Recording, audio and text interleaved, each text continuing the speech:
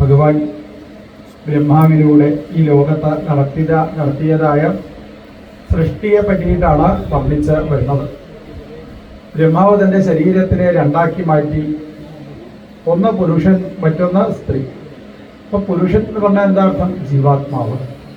സ്ത്രീ എന്ന് പറഞ്ഞാലോ സത്വഗുണം, രജോ ഗുണം, തമോ ഗുണം അടങ്ങിയതായ ഈ പ്രകൃതിയെയാണ് എന്ത് പറയാം? സ്ത്രീ എന്ന് പറയും. സ്ത്രീ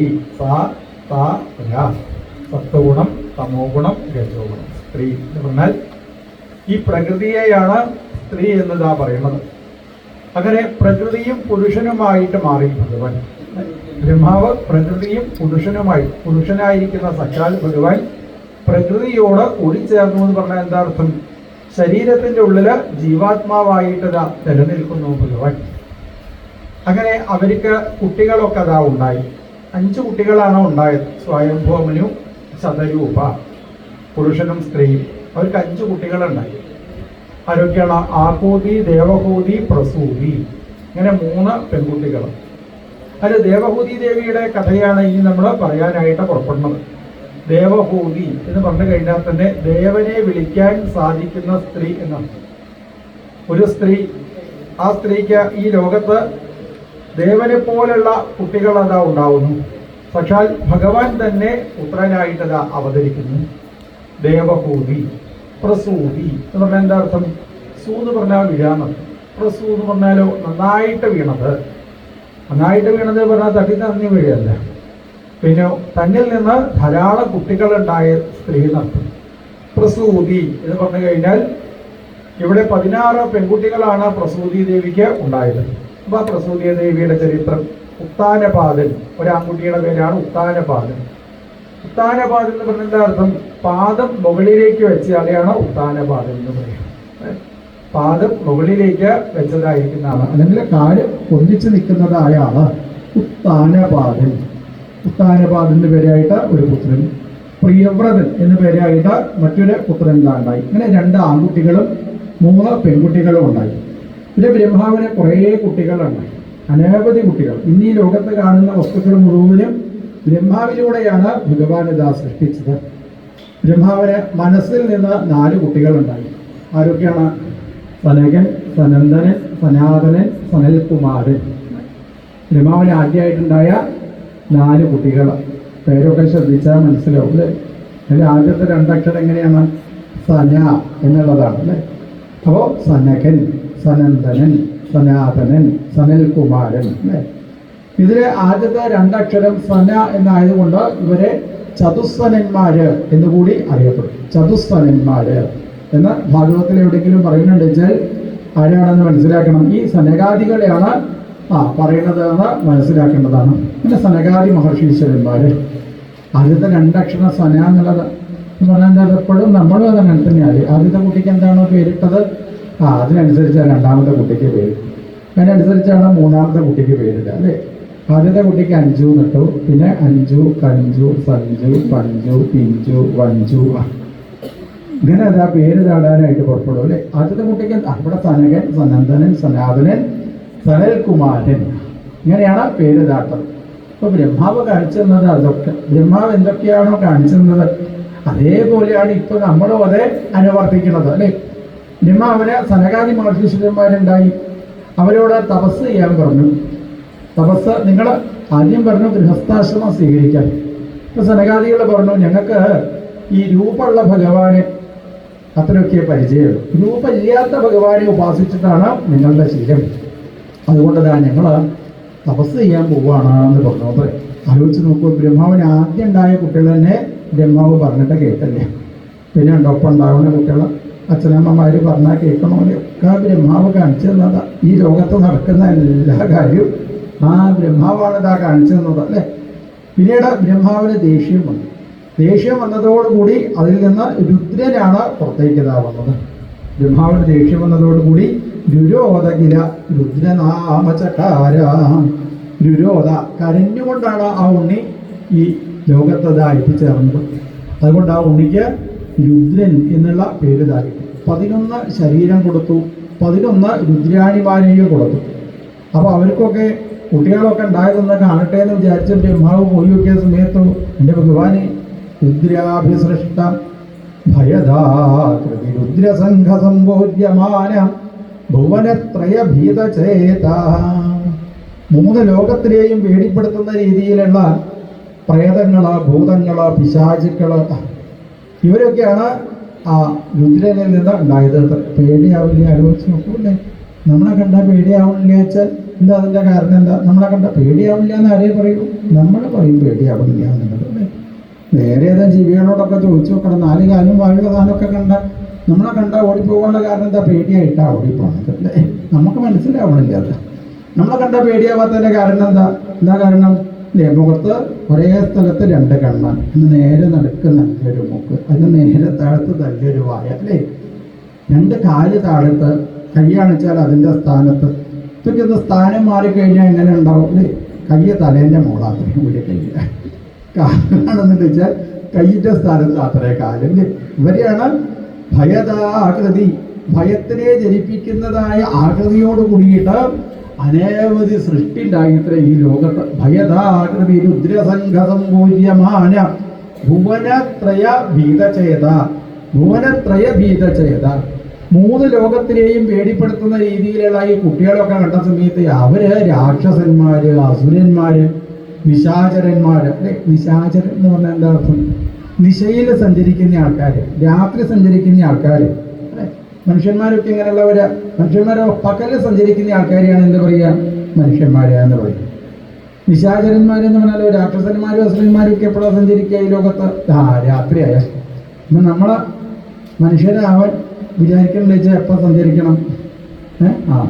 പകല് സമയത്ത് മാത്രം നടക്കണം. രാത്രി നടക്കുന്ന ആൾക്കാരായ അവരെന്താ പറയുക? രാക്ഷസന്മാരെന്നാണ് പറയുക. നമ്മൾ ഒരിക്കലും രാത്രി സഞ്ചരിക്കാൻ പാടില്ല എന്ന്. പകല് മാത്രം സഞ്ചരിക്കുന്ന ആളുകളെയാണ് മനുഷ്യന്മാര് എന്നതാ പറയുക. രാത്രി അവരെ ഒരു സ്ഥലത്ത് സുഖമായിട്ട് നിൽക്കേണ്ട ആൾക്കാർ എപ്പോഴും ഇങ്ങനെ ജോലി ചെയ്യും. അപ്പോഴുള്ള സ്ഥിതി ആലോചിച്ച് നോക്കൂല. എപ്പോഴും ജോലി ചെയ്ത് സൗകര്യം എന്ന് പറഞ്ഞിട്ടുണ്ടോ ജീവിതത്തിൽ? സ്വസ്ഥത എന്ന് പറഞ്ഞതില്ല അല്ലേ? ഇങ്ങനെ ആളുകളതാ ബുദ്ധിമുട്ടുണ്ടോ? എല്ലാ സമയത്തും ജോലി ചെയ്ത് അപ്പൊ ഇങ്ങനെ നിശാചരന്മാര്, രാക്ഷസന്മാര്, അസുരന്മാര് അവരൊക്കെ അതാ ഉണ്ടായി. പിന്നെയും ബ്രഹ്മാവിന്റെ സൃഷ്ടികൾ, സനകാദി മഹർഷീശ്വരന്മാര്, അവര് ഈ ഭഗവാന് രൂപമുണ്ടാകുന്ന മനസ്സിലായപ്പോൾ എന്നാൽ ശരി ആ ഭഗവാൻ എന്ന് കാണണം എന്ന് വിചാരിച്ച് അവരെങ്ങനെ ലോകം മുഴുവനും സഞ്ചരിച്ചു. അവസാനം അവര് എവിടെ എത്തിച്ചേർന്നു? വൈകുണ്ഠ ലോകത്ത് എത്തിച്ചേർന്നു.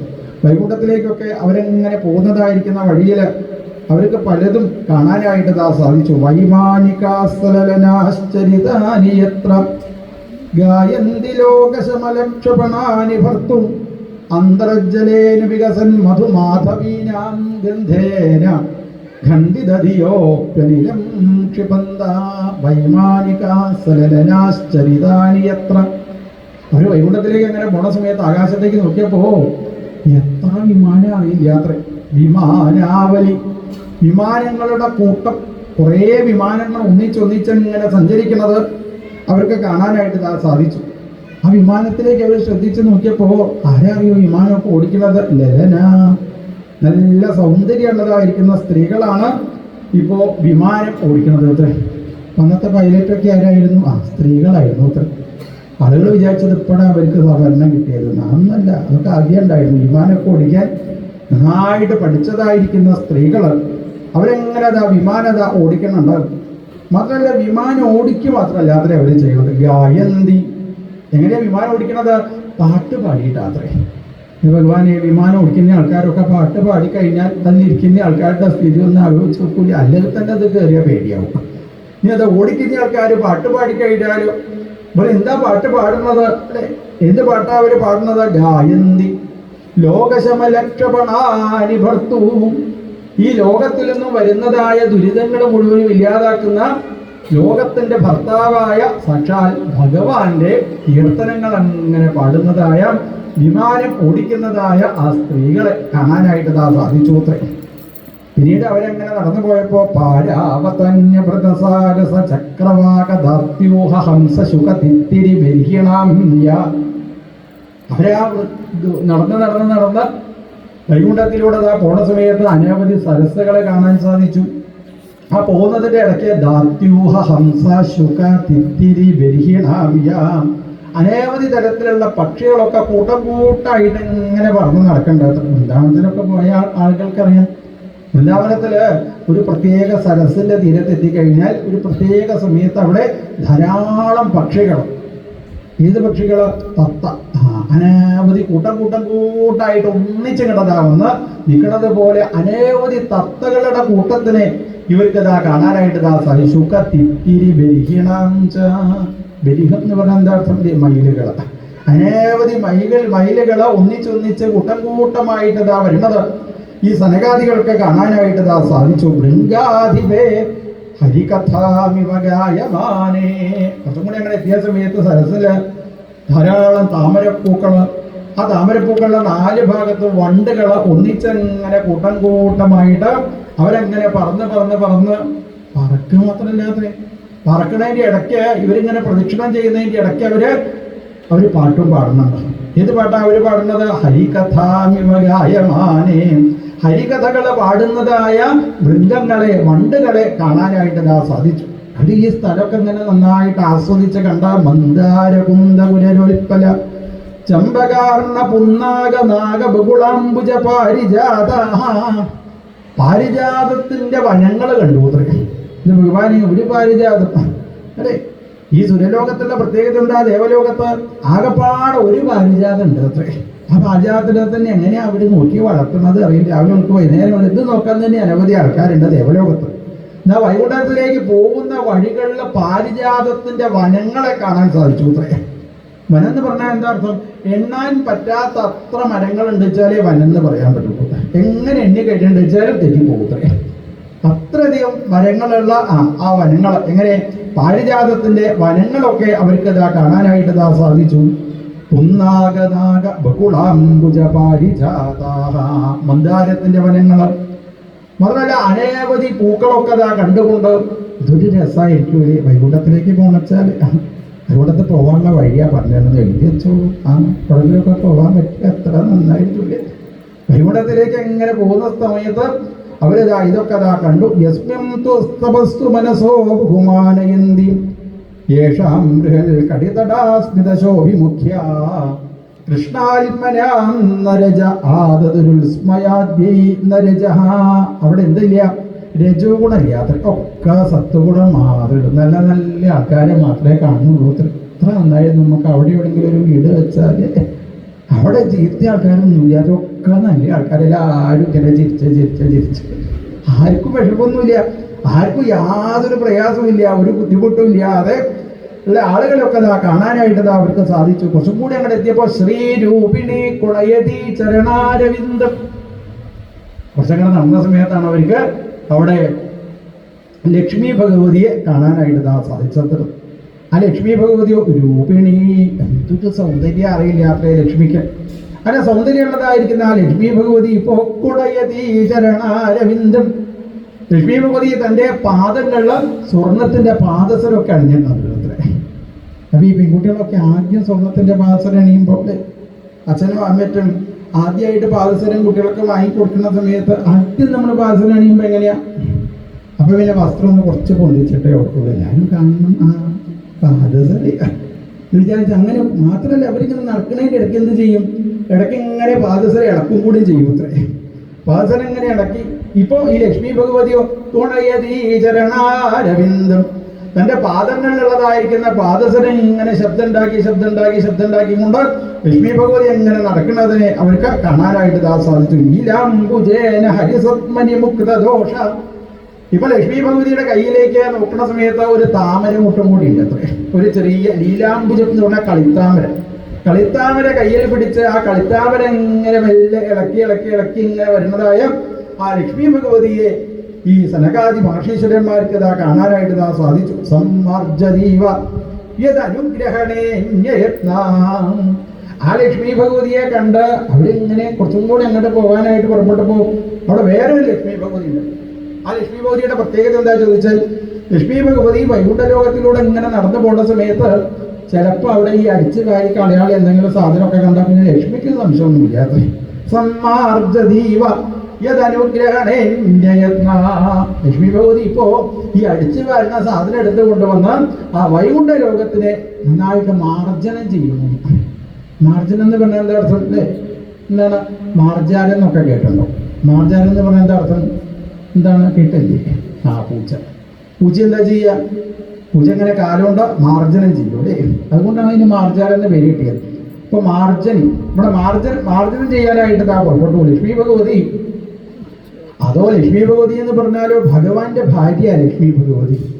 എത്ര ആൾക്കാരാ ഈ ലക്ഷ്മി ഭഗവതിക്ക് ദാസിമാരായിട്ടുള്ളത് എന്നറിയില്ല. അതോ ലക്ഷ്മി ഭഗവതി അന്യതായിരിക്കില്ല. ആ പട്ടുവസ്ത്രത്തിന് എത്ര ഉറപ്പ് ഉണ്ടാവും ആലോചിച്ച് നോക്കൂല. എത്ര ലക്ഷം ഉറപ്പിന്റെ പട്ടുവസ്ത്രം പട്ടുസാരി ആവും കൊടുത്തിട്ടുണ്ടാവുക. കാലിന് മുളക്ക സ്വർണത്തിന്റെ പാദസരമൊക്കെ അണിഞ്ഞ ഈ ലക്ഷ്മി ഭഗവതി ഇതാ ഇപ്പോ വൈകുണ്ഠ ലോകം അടിച്ചു വരിക അത്രയല്ലേ. നമ്മളെ സ്ഥിതി അയച്ച് ആലോചിച്ച് നോക്കൂലേ? നമ്മളങ്ങനെ നല്ല വസ്ത്രമൊക്കെ അതാ എടുത്തു കൊടുത്ത് വീട്ടിൽ നിന്ന് പുറത്തേക്ക് അങ്ങോട്ട് ഇറങ്ങാനായിട്ട് ഭാര്യയും ഭർത്താവോടെയും പുറത്തേക്ക് ഇറങ്ങാൻ പുറപ്പെടുന്ന സമയത്ത് ചിലപ്പം ഭർത്താവ് പറയും, അത് എനിക്ക് അവിടെ ഒന്ന് അടിച്ചിരിയിട്ട് അങ്ങോട്ട് പോയാലോ ചോദിച്ചാൽ പടാ മനുഷ്യ നിങ്ങൾ പറയുക. പുറത്തേക്ക് ഇറങ്ങാൻ പുറപ്പെടുന്ന സമയത്ത് ലക്ഷ്മി ഭഗവതിക്ക് സംശയമില്ല അത്രേ. ലക്ഷ്മി ഭഗവതി ആ വൈകുണ്ഠ ലോകത്തിനെ നന്നായിട്ട് അടിച്ചു വാരി ഇതാ വൃത്തിയാക്കും. അങ്ങനെ അടിച്ചു വാരി വൃത്തിയാക്കുന്ന ലക്ഷ്മി ഭഗവതിയെ അവർക്ക് ഇതാ കാണാനായിട്ട് ഇതാ സാധിച്ചു. ഇപ്പോഴും അതേ വൃന്ദാവനത്തിലൊക്കെ പോയ ആളുകൾക്കറിയാം അവിടെയുള്ള ഏറ്റവും വലിയ വഴിപാട് എന്താ ചോദിച്ചാൽ വൃന്ദാവനം അടിച്ചു വാരി വൃത്തിയാക്കാത്തത്. അത് അവരിങ്ങനെ അവിടുത്തെ ഗോപസ്ത്രീകൾ എല്ലാ സമയത്തും എന്താണ് സാക്ഷാൽ ഭഗവാൻ കളിയാടുന്നതായ സ്ഥലമാണ്. ഇങ്ങനെ ഭഗവാന്റെ സ്ഥലമാണ് എന്ന് മനസ്സിലാക്കി ആ സ്ഥലമൊക്കെ നന്നായിട്ട് വൃത്തിയാക്കി അലങ്കരിക്കുന്നതായ ആ ലക്ഷ്മി ഭഗവതിയെ അവർക്ക് ഇതാ കാണാനായിട്ട് ഇതാ സാധിച്ചു. സംലക്ഷ്യതേ സ്ഫടികകുട്യ ഉപേദഹേം നിസ്സമ്മാർജദീവ യദനുഗ്രഹണേന്യയത്നാവാപീഷു വിദ്രുമതടാസ്വമലാമൃതാസു. വാപീഷു കുറച്ചും കൂടി അങ്ങനെ പോയ സമയത്ത് ഒരു വാപി കണ്ടു. വാപി എന്ന് വെച്ചാൽ ഒരു സരസ് അല്ലേ? ആ സരസ്സിലോ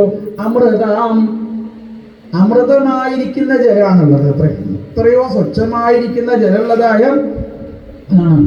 ഈ ഒരു സ്ഥലത്തെ ആൾക്കാരെ എങ്ങനെയാ മനസ്സിലാക്കുക ചോദിച്ചാൽ, ഒരു സ്ഥലത്ത് നമ്മൾ വന്നു വിചാരിക്കുക, അറിയാത്തൊരു സ്ഥലത്ത് നമ്മൾ വന്നാൽ അവിടെ ഉള്ള ആൾക്കാർ നല്ല ആൾക്കാരാണോ ചീത്ത ആൾക്കാരാണോ എന്ന് അറിയാൻ എന്ത് ചെയ്താൽ മതി? അവിടുത്തെ കുളം നോക്കിയാൽ മതി പറയുക. അവിടുത്തെ കുളം നോക്കി കഴിഞ്ഞാൽ മനസ്സിലാവുന്ന പറയും. ആ കുളത്തിലെ വെള്ളമൊക്കെ ശുദ്ധമായിരിക്കുന്ന ജലമാണോ? അവിടെയുള്ള ആൾക്കാരൊക്കെ എങ്ങനെയുള്ളവരായിരിക്കും? നല്ല ആൾക്കാരായിരിക്കും. നമുക്ക് അറിയണില്ലേ ഒരുപാട് ഒന്നും പറയാതിരിക്കുക വേദത്തെ. അവിടുത്തെ കുളം നല്ല കുളമാണ്. ശുദ്ധമായിരിക്കുന്ന ജലാശയമാണോ ഒരു സ്ഥലത്തുള്ളത്? അപ്പൊ ശുദ്ധ ജലാശയം പോലെ മനസ്സുള്ള ആളുകളെയാണ് നമുക്കിതാ കാണാനായിട്ട് ഇതാ സാധിക്കുക. ഇവിടെ ഇവിടെ ഈ വൈകുണ്ഠ ലോകത്തിലേക്ക് എങ്ങനെ പോണ സമയത്ത് അവർക്ക് ശുദ്ധ ജലമുള്ളതായിരിക്കുന്ന സരസ് കാണാനായിട്ട് ഇതാ സാധിച്ചു. വിഭ്രമതടാസു അമലാമൃതാസു, അമലമായിരിക്കുന്ന അമൃത പോലെ മനോഹരമായിരിക്കുന്ന വെള്ളമുള്ളതായിരിക്കുന്ന സരസ്വത കണ്ട് പ്രേഷ്യ അന്യുതാ നിജവനേ തുളസീഭിരീശം ഉച്ചേഷിതം ഭഗവതേത്യ അമൃതാംഗയശ്രീ. കുറച്ചും കൂടി അങ്ങോട്ട് പോയ സമയത്ത് പ്രേഷ്യ അന്യുത, ഒരു ലക്ഷ്മി ഭഗവതി ആ വെള്ളത്തിലേക്ക് അങ്ങനെ നോക്കിയിരിക്കുന്നുണ്ട്. തൻ്റെ മുഖം ആ സുന്ദരമായിരിക്കുന്ന വെള്ളത്തിലേക്ക് അങ്ങനെ നോക്കി തൻ്റെ മുഖത്തിനെ കണ്ട് ആസ്വദിക്കുന്ന ലക്ഷ്മി ഭഗവതിക്ക് എത്രയായിട്ടും അവിടുന്ന് മുഖം എടുക്കാൻ സാധിക്കുന്നില്ലാത്ത എന്തൊരു സൗന്ദര്യ ഭഗവാൻ, എനിക്ക് എന്തൊരു സൗന്ദര്യം. അങ്ങനെ ചില ആൾക്കാർക്ക് അങ്ങനെ കണ്ണാടി നോക്കിക്കഴിഞ്ഞാൽ കണ്ണാടീൻ്റെ മുന്നിൽ നിന്ന് പോകാൻ തോന്നുന്നില്ല. ചിലവരിങ്ങനെ കണ്ടില്ല, കണ്ണാടീൻ്റെ മുന്നിൽ അങ്ങോട്ട് നോക്കി ഇങ്ങോട്ട് നോക്കി പിന്നെയും നോക്കി അങ്ങോട്ട് പിന്നെയും ഇങ്ങോട്ട് നോക്കി അല്ലേ. എത്രയായാലും കണ്ണാടീൻ്റെ മുന്നിൽ നിന്ന് പോകില്ല ചില ആൾക്കാർ. എന്നാൽ ചില ആൾക്കാർ കണ്ണാടി നോക്കിയാൽ കണ്ണാടി കുത്തി പൊട്ടിക്കാനാ തോന്നുന്നു. അങ്ങനത്തെ ആൾക്കാരും ഉണ്ടാവില്ലേ ലോകത്ത്. എന്നാൽ ഈ ലക്ഷ്മി ഭഗവതി തൻ്റെ തന്നെ സൗന്ദര്യം കണ്ട തൻ്റെ സൗന്ദര്യത്തിനെ ആസ്വദിച്ചു കൊണ്ടിരിക്കുന്ന ലക്ഷ്മി ഭഗവതിയെ ഇപ്പോ സരകാദി മാഷീശ്വരന്മാർക്ക് ഇതാ കാണാനായിട്ട് ഇതാ സാധിച്ചു. ആ ലക്ഷ്മി ഭഗവതി ഇതുകൊണ്ടാ ലക്ഷ്മി ഭഗവതിക്ക് നന്നായിട്ടറിയാം എനിക്ക് ഇത്രയും ഐശ്വര്യം ഉണ്ടാവാനുള്ള കാരണം എന്താണ്? ഞാൻ ആരുടെ അടുത്തായിരിക്കുന്നത്? ഭഗവാന്റെ അടുത്താണ് ഇതാ ഇരിക്കണത് അല്ലേ. അതുകൊണ്ടാണ് ഇതാ എനിക്ക് ഇത്രയധികം സൗന്ദര്യം ഇത്രയധികം ഐശ്വര്യം എനിക്ക് ഉണ്ടാവാനുള്ള കാരണം ആ ഭഗവാന്റെ അടുത്ത് ഞാനിതാ ഇരിക്കുന്നത് കൊണ്ടാണ് എന്ന് നന്നായിട്ട് അറിയുന്ന ആ ലക്ഷ്മി ഭഗവതിയെ അവർക്കിതാ കാണാനായിട്ട് ഇതാ സാധിച്ചു. അവരങ്ങനെ നടന്ന് കുറച്ചും കൂടി അപ്പുറത്തതാ എത്തിച്ചേർന്നു. വേത്രേണ ചാസ്ഖലയതാം അതദരിഹണാം സ്തൗ തേജോ വിഹസ്യ ഭഗവൽ പ്രതികൂലശീലോ.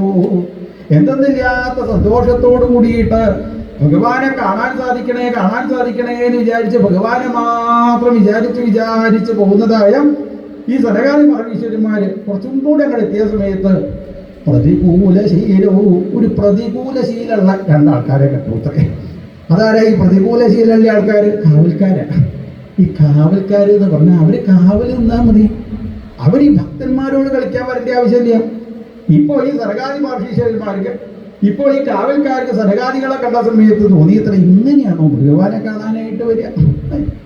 ഇവരോ ദശാർദ്ധ വയസ്സാ, എത്ര വയസ്സായിട്ടേ ഉള്ളൂ?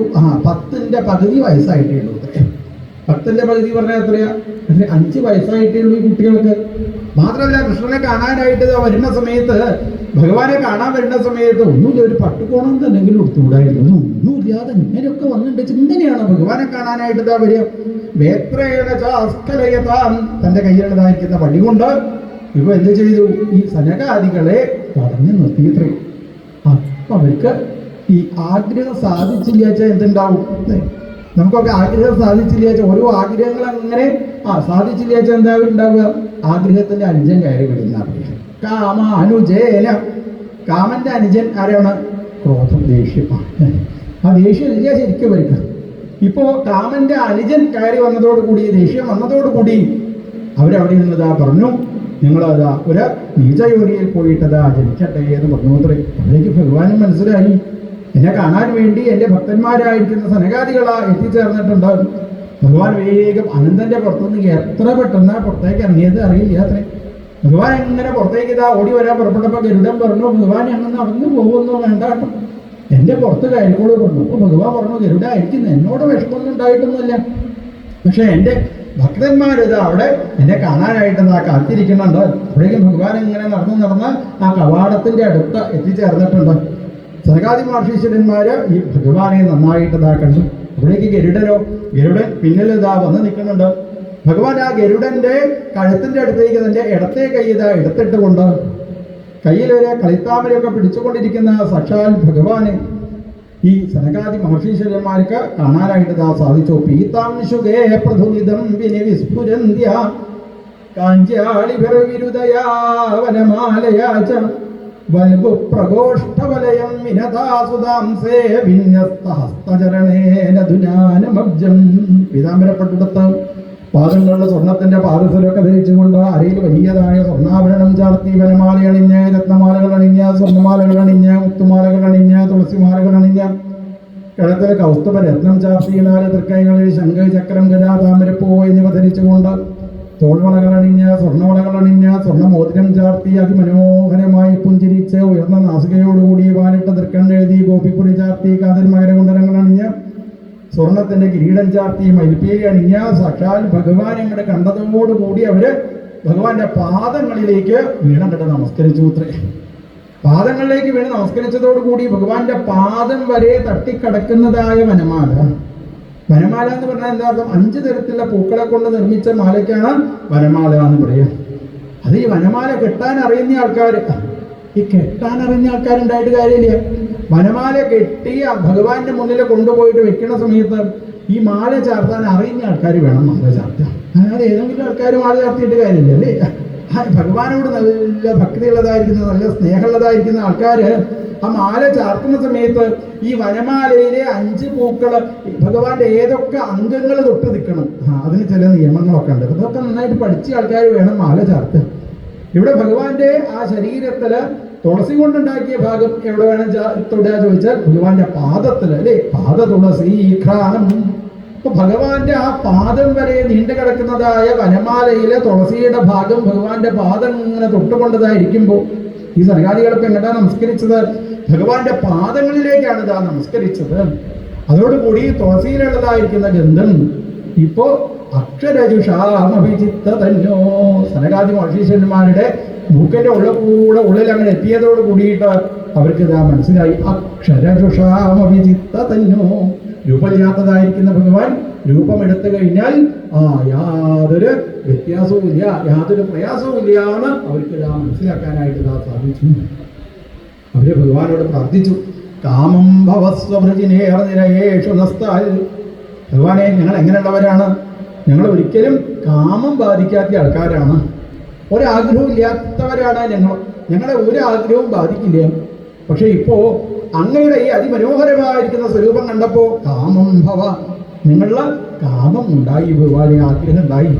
എന്താ ആഗ്രഹം ഉണ്ടായത്? ചേതോളിവദ്യനുതേ പദയോരമേത. ഞങ്ങൾ ഈ വൈകുണ്ഠ ലോകത്തിലേക്ക് വരുന്ന സമയത്ത് അനവധി സരസ്വര അനവധി താമരപ്പൂക്കൾ അങ്ങനെ വിടർന്നു വന്നപ്പോൾ ആ താമരപ്പൂക്കളുടെ 4 ഭാഗത്തും വണ്ടുകൾ അങ്ങനെ പറന്ന് ഭഗവാന്റെ തിരുനാമം ജപിച്ച് വണ്ടുകൾ അങ്ങനെ പ്രദക്ഷിണം ചെയ്യുന്നത് ഞങ്ങൾക്ക് കാണാനായിട്ട് സാധിച്ചു. ഭഗവാനെ, ഇപ്പോൾ അങ്ങയുടെ ഈ അതിമനോഹരമായിരിക്കുന്ന സ്വരൂപം കാണുമ്പോൾ ഞങ്ങൾക്ക് എന്താ ആഗ്രഹം ചോദിച്ചാൽ തിരുനാമം ജപിച്ച് അങ്ങ് എങ്ങനെ പ്രദക്ഷിണം ചെയ്യാനായിട്ട് സാധിക്കണേ. കാമം ഭവസ്വൃജിനേറഞ്ഞിരയേഷു നസ്താൽ ചേതോളിവദ്യനുതേ പദയോരമേത. എപ്പോഴും ഞങ്ങൾക്ക് അങ്ങയെ എങ്ങനെ പ്രദക്ഷിണം ചെയ്ത് കണ്ണുകൊണ്ട് അങ്ങയെ കണ്ട് പാദം കൊണ്ട് അങ്ങയെ പ്രദക്ഷിണം ചെയ്തുകൊണ്ടതായിരിക്കണേ എന്നാണ് ഞങ്ങളത് ആഗ്രഹിക്കുന്നത് പറഞ്ഞു. ഭഗവാൻ പറഞ്ഞു, അതേ സനകാദികളെ, ഞങ്ങൾക്ക് എങ്ങനെയാണോ നിങ്ങളോട് സ്നേഹം അതേപോലെ തന്നെയാണ് ഈ ജയവിജയന്മാരും. അതുകൊണ്ട് അധിക കാലമൊന്നും ഇവരെ വിട്ടുപിരിഞ്ഞിരിക്കാൻ പറ്റില്ല പറഞ്ഞു. ആയിക്കോട്ടെ ഭഗവാനെ, അതിനിപ്പോൾ ഞങ്ങൾക്ക് അങ്ങനെയൊന്നുമില്ല. ഞങ്ങളിപ്പോൾ അങ്ങയെ കാണണമെന്ന് വിചാരിച്ച് ഇവിടേക്ക് ഇതാ എത്തിച്ചേർന്നു. ആ സനകാദികളുടെ ശാപം കിട്ടിയ ജയവിജയന്മാരാണ് നമ്മൾ നേരത്തെ കഥ പറഞ്ഞല്ലോ. ഹിരണ്യാക്ഷനായിട്ടും ഹിരണ്യകശിപുവായിട്ടും ഈ ലോകത്തിൽ ഇതാ എത്തിച്ചേർന്നത്. ഭഗവാൻ തന്നെ എത്തിച്ചേർന്നു അത്രേ അവർക്ക് മോക്ഷം കൊടുക്കാൻ വേണ്ടി. വരാഹ സ്വരൂപം സ്വീകരിച്ച് സാക്ഷാൽ ഭഗവാൻ തന്നെ ഹിരണ്യാക്ഷന് മോക്ഷത്തിനെ അതാ പ്രദാനം ചെയ്തു. ആർക്കാണോ വരാഹാവതാരം കേൾക്കാനായിട്ട് സാധിക്കുന്നത്? നാരായണോന്തേഗതി അംഗശൃംവതാം.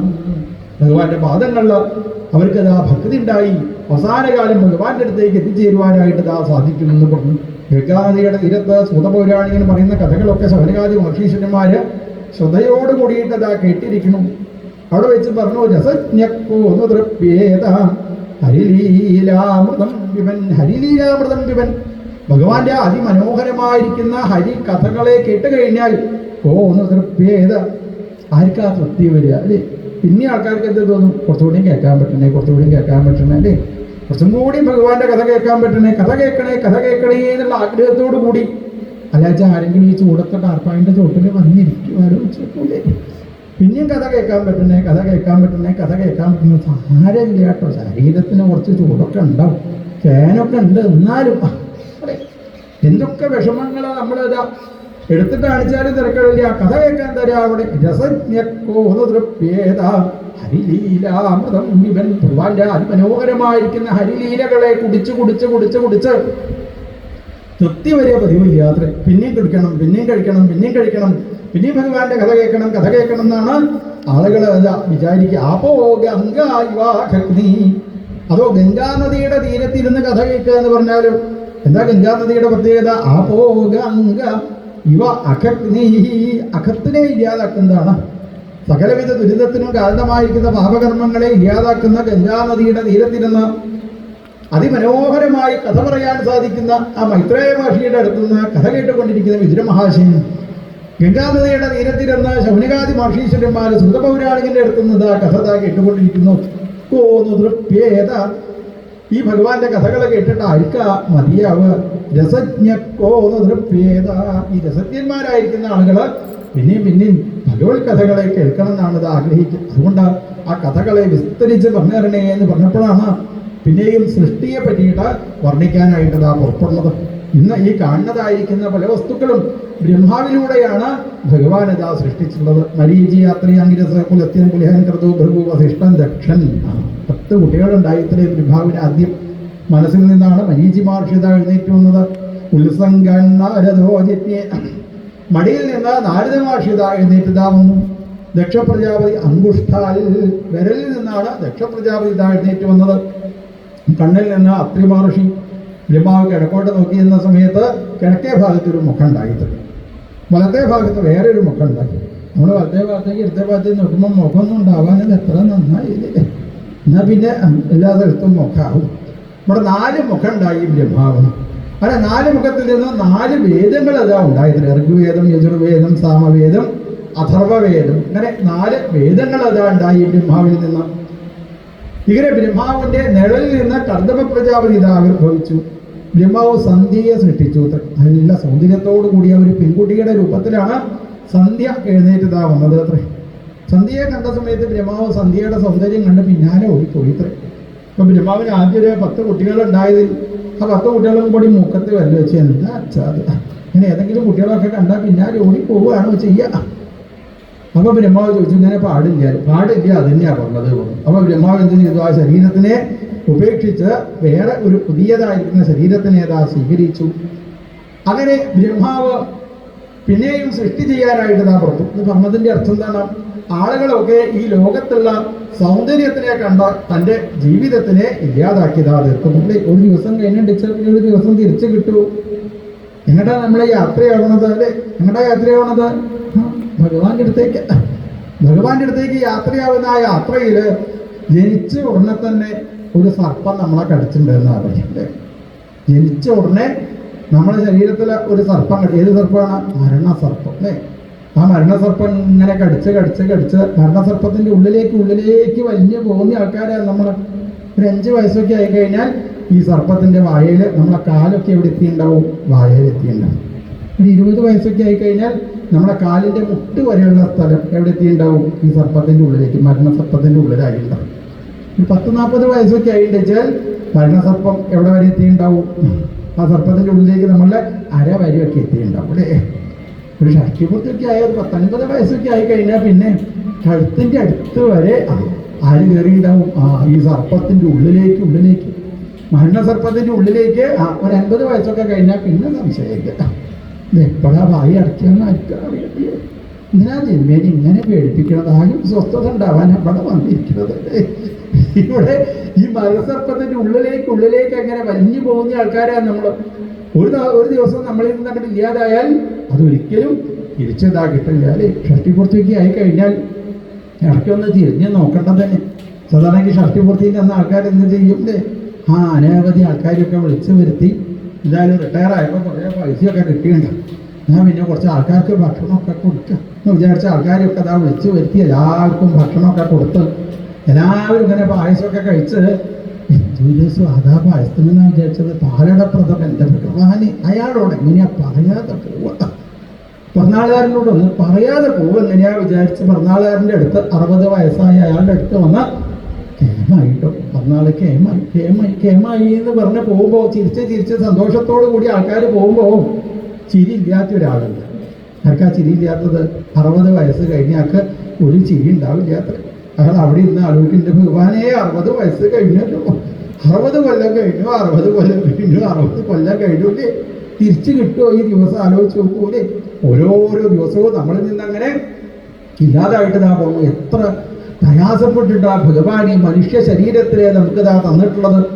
84 ലക്ഷം ശരീരത്തിൻ്റെ ഉള്ളിൽ പോയി ജനിച്ച് മരിച്ചതിൻ്റെ അവസാനത്തിലാണ് ഭഗവാൻ ഈ മനുഷ്യ ശരീരത്തിന് ജീവാത്മാവിന് കൊടുക്കുന്നത്. 1-2 അല്ല, 84 ലക്ഷം ശരീരത്തിൻ്റെ ഉള്ളിൽ.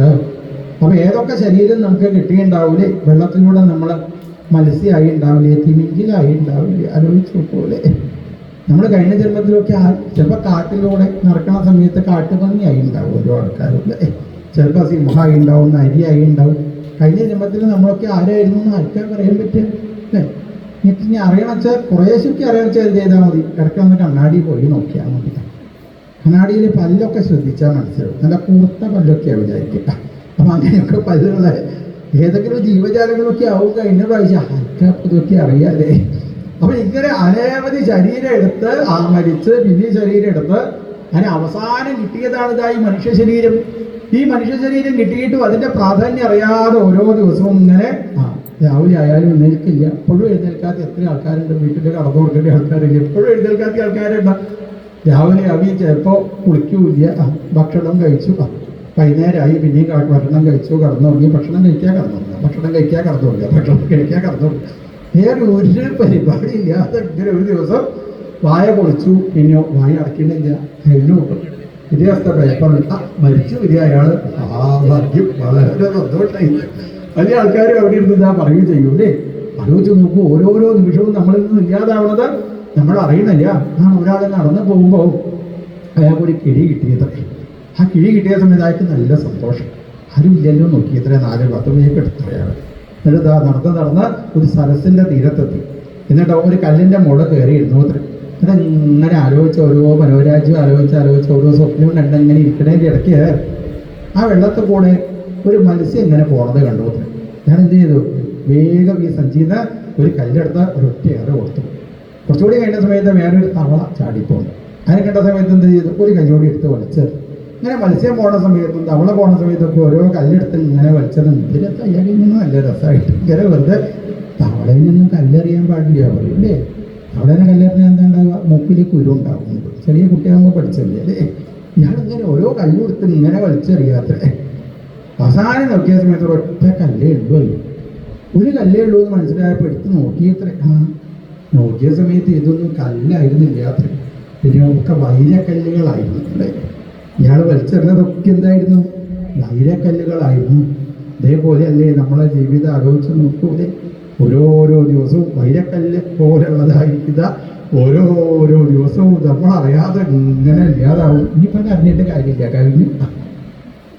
നീ ഇവിടെ ഇരുന്ന് കണ്ടിട്ട് എന്താ കാര്യം അല്ലേ, കഴിഞ്ഞതൊക്കെ കഴിഞ്ഞു. അതിനെ പറ്റിയിട്ട് ആരും ആലോചിക്കണ്ട. അതിന് ഉള്ള സമയത്ത് ചെയ്യുക, ഉള്ള സമയം നല്ല രീതിയിൽ ജീവിക്കാൻ വേണ്ടിയിട്ട് ശ്രമിക്കുക അല്ലേ. ഈ വൈരക്കല്ലുകളെ പോലെയുള്ളതായിരിക്കുന്ന നല്ല ദിവസങ്ങൾ എത്രയാ നമ്മളിതാ നഷ്ടപ്പെടുത്തിയത് എന്ന് ആലോചിച്ച് നോക്കൂലേ. ഇങ്ങനെ മനുഷ്യജന്മം കിട്ടിയിട്ടും ഭഗവാനെ ഉപാസിക്കാതെ അവരിതാ ആ ശരീരത്തിനെ ഉപേക്ഷിക്കുന്നു. ഇങ്ങനെ മനുഷ്യനായിരിക്കുന്ന ആ ശരീരത്തിനെയൊക്കെ ബ്രഹ്മാവിലൂടെയാണ് ഭഗവാൻ സൃഷ്ടിച്ചിട്ടുള്ളത്. ബ്രഹ്മാവിൻ്റെ നിഴലിൽ നിന്ന് ഇപ്പോൾ കർദമ പ്രജാപതി ആവിർഭവിച്ചു. പിന്നീടാണ് സ്വയംഭൂമനും ശതരൂപയും അവർ ഈ ലോകത്ത് ജീവിച്ചതിനെ പറ്റിയിട്ട് പറഞ്ഞു. പ്രത്യൂഷേഷനുബദ്ധേന ഹൃദാ ശൃണ്വൻ ഹരേ കഥ. അവർ രാവിലെ നേരത്തെ എഴുന്നേൽക്കൂത്രേ. എത്രത്തോളം നേരത്തെ എഴുന്നേൽക്കും ചോദിച്ചാൽ പ്രത്യൂഷേഷനുബദ്ധേന കോഴി കൂകുന്ന ശബ്ദം കേട്ടാൽ എഴുന്നേൽക്കൂത്രേ. അതിപ്പോൾ കോഴി ഉണ്ടായിട്ട് വേണ്ടേ, എവിടെയെങ്കിലും കോഴി കൂടുന്ന ശബ്ദം വേണമെന്നുണ്ടെങ്കിൽ ആ കോഴി കൂടെ ശബ്ദം കേട്ട് അപ്പം തന്നെ അവര് എഴുന്നേറ്റ് ഹൃദാ ശൃണ്വൻ ഹരേ കഥ, ഭഗവാന്റെ അതിമനോഹരമായിരിക്കുന്ന കഥകളെ ഹൃദാ ശൃണ്വൻ, കാതുകൊണ്ടല്ല അത്ര കേട്ടത്, പിന്നെയോ ഹൃദയം കൊണ്ട് ഭഗവാന്റെ ആ കഥകളെ കേട്ട് കേട്ട് കേട്ട് കേട്ട് ഹൃദയം കൊണ്ട് കേൾക്കുന്ന സമയത്തെ ഹൃദയം ശുദ്ധാവുള്ളൂ. കാതുകൊണ്ടാ കേട്ടത് വിചാരിക്കുക അല്ലേ. ഇവിടെയൊക്കെ ഇരുന്ന് കഥ ഇങ്ങനെ പറയുന്ന സമയത്ത് കാതുകൊണ്ടാ കേട്ടത് വെച്ചാലോ അപ്പുറത്ത് വേറൊരു കാതുണ്ട്. അതിൽ കൂടെ അതിനെ വേണ്ടിയിട്ടാണ് ബ്രഹ്മ ഇവിടെ വേറൊരു കാതുകൂടി സൃഷ്ടിച്ചത് അല്ലേ. കേട്ടതൊക്കെ അതിൽ കൂടെ നേരെ കേട്ടതാ പോലെ. വേറെ ചില ആൾക്കാർ കഥയൊക്കെ കേട്ട് കഴിഞ്ഞാൽ എഴുന്നേൽക്കുന്ന സമയത്ത് എന്ത് ചെയ്യും അറിയും, അമ്പലത്തിൽ നിന്ന് പോണ സമയത്ത് ഒന്നും കൊണ്ടുപോകാൻ പാടില്ല എന്ന് പറയും. അതുകൊണ്ട് എന്ത് വേണം, ചില ആൾക്കാർ എഴുന്നേൽക്കുമ്പോൾ പിൻഭാഗം ഒന്ന് തട്ടുകൂടിയും ചെയ്യും. വല്ല പൊടി ഉണ്ട് വെച്ചാൽ അതുകൂടി ഇവിടെ ആയിക്കോട്ടെ, അതോടുകൂടി കേട്ടതുകൂടി അവിടെ വെച്ചിട്ട് അവർ പോകും. കൊണ്ടുപോകാൻ പാടില്ല വിചാരിച്ചല്ലേ. അപ്പോൾ ഭഗവാന്റെ കഥകൾ എങ്ങനെ വേണം, ഹൃദയം കൊണ്ട് കേൾക്കാൻ വേണ്ടിയിട്ട് ശ്രമിക്കണം. മന ഏവ ശൃണോതി മനഃ പശ്യതി അല്ലേ. മനസ്സുകൊണ്ട് കാണണം, മനസ്സുകൊണ്ട് കേൾക്കാനായിട്ട് സാധിക്കണം. അങ്ങനെ ഹൃദയം കൊണ്ട് ഭഗവാന്റെ കഥകളെ കേട്ടുകൊണ്ട് അയാതയാമാസ്തസ്യാസൻ യാമാസ്വാന്തരയാപന ശൃണ്ണതോ ധ്യായതോ വിഷ്ണോ കുർവതോ ബ്രുവതകഥ. അവര് സമയം പോയത് അറിയില്ല അത്രേ. ഈ സമയം പോണത് എപ്പോഴും അറിയാതിരിക്കുക നമ്മൾ സന്തോഷത്തോടു കൂടി ഇല്ലേ. ജീവിതത്തിൽ ഇങ്ങനെ എപ്പോഴും വിചാരിച്ചതൊക്കെ സാധിക്കുക. എല്ലാവരും ഇങ്ങനെ ചിരിച്ച് ഭർത്താവ് എന്തൊരു ചിരിയായി, രാവിലെ ആയിക്കഴിഞ്ഞാൽ ചിരിക്കാനായിട്ട് കൊടുത്തു. ഭർത്താവ് അതിലേക്ക് അടിച്ചാൽ അതിലേറെ ചിരിയാ, കുട്ടികൾക്ക് അതിലേറെ ചിരി. എന്തൊരു സന്തോഷം അറിയില്ല. രാവിലെ ആയിക്കഴിഞ്ഞാൽ വിചാരിക്കുന്നതിന് മുന്നേ എന്തൊക്കെയാണോ സന്തോഷം, ഇങ്ങനെ സന്തോഷത്തോട് കൂടിയിട്ട് അങ്ങനെ ജീവിക്കുന്ന സമയത്ത് സമയം പോണത് നമ്മൾ അറിയില്ല. ഈ സ്വയംഭൂവനുവിനും കുട്ടികൾക്കും ഒക്കെ എന്ന് പറഞ്ഞാൽ അവർ അയാതയാമാസ്തസ്യാസൻ, യാമങ്ങൾ കഴിഞ്ഞു പോയത് അവരെല്ലാം അറിഞ്ഞില്ല. ഇതുകൊണ്ടേ അറിയാതിരുന്നത് ശാരീരാമാനസാദിവ്യ വയ്യാസേയേ ച മാനുഷ ഭൗതികാശ്ച കഥം ക്ലേശാഃ ബാധന്തേ ഹരിസംശ്രയം. ബാധന്തേ ഹരിസംശ്രയം. ഭഗവാനെ ഉപാസിച്ച് ജീവിച്ചത് കൊണ്ട് ശരീരത്തിന് ഒരു വ്യാധി ഉണ്ടായില്ല അത്രേ. ശരീരത്തിന് ഒരു പ്രയാസവും ഉണ്ടായില്ല. അപ്പൊ നമ്മുടെ ശരീരത്തിനൊക്കെ ഓരോ പ്രയാസങ്ങൾ ഉണ്ടായിച്ചാൽ അല്ലേ, ഒന്നും വേണ്ട, ഒരു കാലുവേദന ഉണ്ടായാൽ മതിയില്ലേ. കാലുവേദന, കയ്യുവേദന എന്നൊക്കെ ഉണ്ടായി കഴിഞ്ഞാൽ ഇരിക്കാനും വയ്യ, നിൽക്കാനും വയ്യ. ചില ആൾക്കാരൊക്കെ ഒന്ന് എഴുന്നേൽപ്പിക്കാന്ന് വെച്ചാൽ അപ്പുറത്തും ഇപ്പുറത്തും രണ്ടാൾക്കാർ നിൽക്കണം. ഇങ്ങനത്തെ ഒരു ശരീരമല്ലേ എന്ന് പറഞ്ഞാൽ ഇങ്ങനെ വയ്യാതെ അല്ലേ. ശരീരത്തിന് എന്തെങ്കിലും പ്രയാസം വന്നു കഴിഞ്ഞാലോ സമയം പോണതല്ലേ നമ്മൾ അറിയുള്ളൂ. ഇവിടെ ഇരിക്കുമ്പോൾ സമയം പോകേണ്ട അവൻ്റെ അല്ല, വീട്ടിലാണെച്ചാലേ പോവില്ല. ഓരോ സമയം ഇടയ്ക്കിടയ്ക്ക് ഇങ്ങനെ വാച്ച് നോക്കും. ആൾക്കാർ എന്താ ഉച്ചയായി, ഭർത്താവ് വന്ന് ചോദിക്കും ഊണ് വയ്ക്കാനായി, ഊണ് 10 മണിയായിട്ടേ ഉള്ളൂ മനുഷ്യ, നിങ്ങളെന്താ പിന്നെ ഇങ്ങനെയല്ലേ, ഇങ്ങനെ സമയം പോണില്ല, എന്താ ചെയ്യുക? ഓരോ പ്രയാസങ്ങളോ ദുഃഖങ്ങളോ കാര്യം വരുന്ന സമയത്ത് സമയം പോണത് നമ്മളത് അറിയുന്ന സമയം ഇങ്ങനെ പോകണില്ല. എന്നാൽ ശരീരത്തിനൊരു ദുഃഖമില്ലാത്ത അവസ്ഥയാൽ മാനസികമായിരിക്കുന്ന പ്രയാസമില്ലാതെ സന്തോഷത്തോടു കൂടിയിട്ട് അവർക്കിതാ ഭഗവാനെ ഉപാസിച്ച് ജീവിക്കാനായിട്ട് ഇതാ സാധിച്ചു. ഇങ്ങനെ കർദമ പ്രജാപതി ഭഗവാനെ ഇപ്പോൾ ക്രിയായോഗം കൊണ്ടാണ് ഉപാസിക്കുന്നത്. ക്രിയായോഗം എന്ന് പറയുന്നത് വെച്ചാൽ പൂജാവിധി, ഭഗവാനെ പൂജ കഴിക്കും. അല്ലെ, നമ്മളുടെ അമ്പലത്തിൽ, നമ്മുടെ വീടിൻ്റെ അടുത്ത ഒരു അമ്പലം എന്ന് വെച്ചാൽ ആളുകൾ എന്ത് ചെയ്യും? രാവിലെ നേരത്തെ എഴുന്നേറ്റ് അമ്പലത്തിലേക്ക് വരും, പ്രദക്ഷിണം ചെയ്യും, വീട് നമസ്കരിക്കും.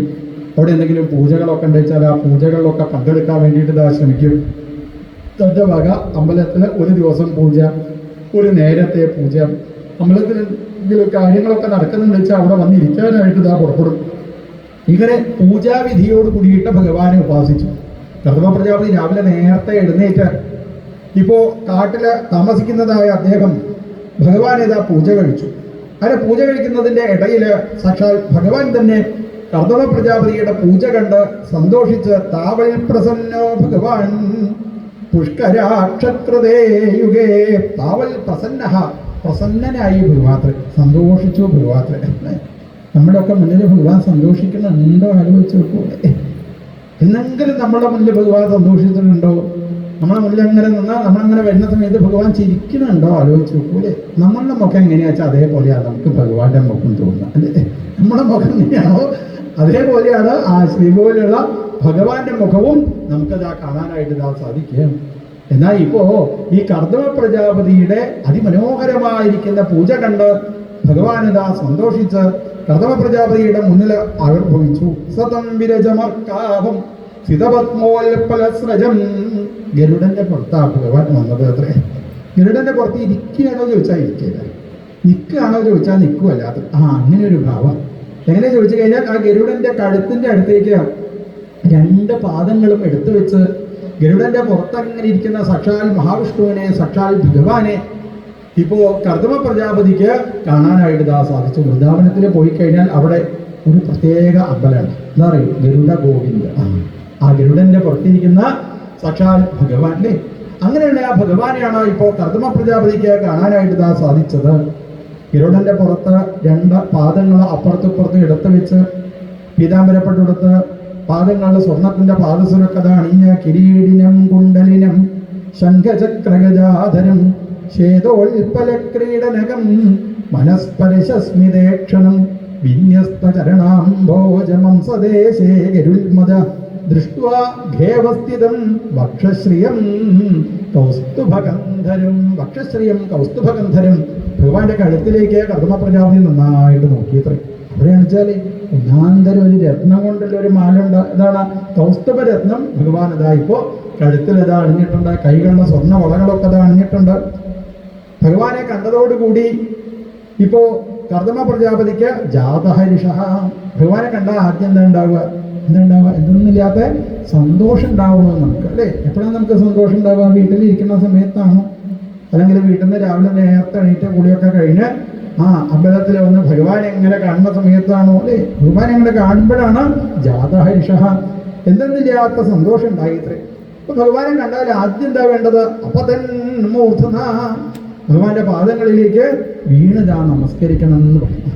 ഭഗവാനെ കണ്ടപ്പോൾ തന്നെ വീണ് നമസ്കരിച്ചു. ക്ഷിതൗ ലബ്ധമനോരഥ.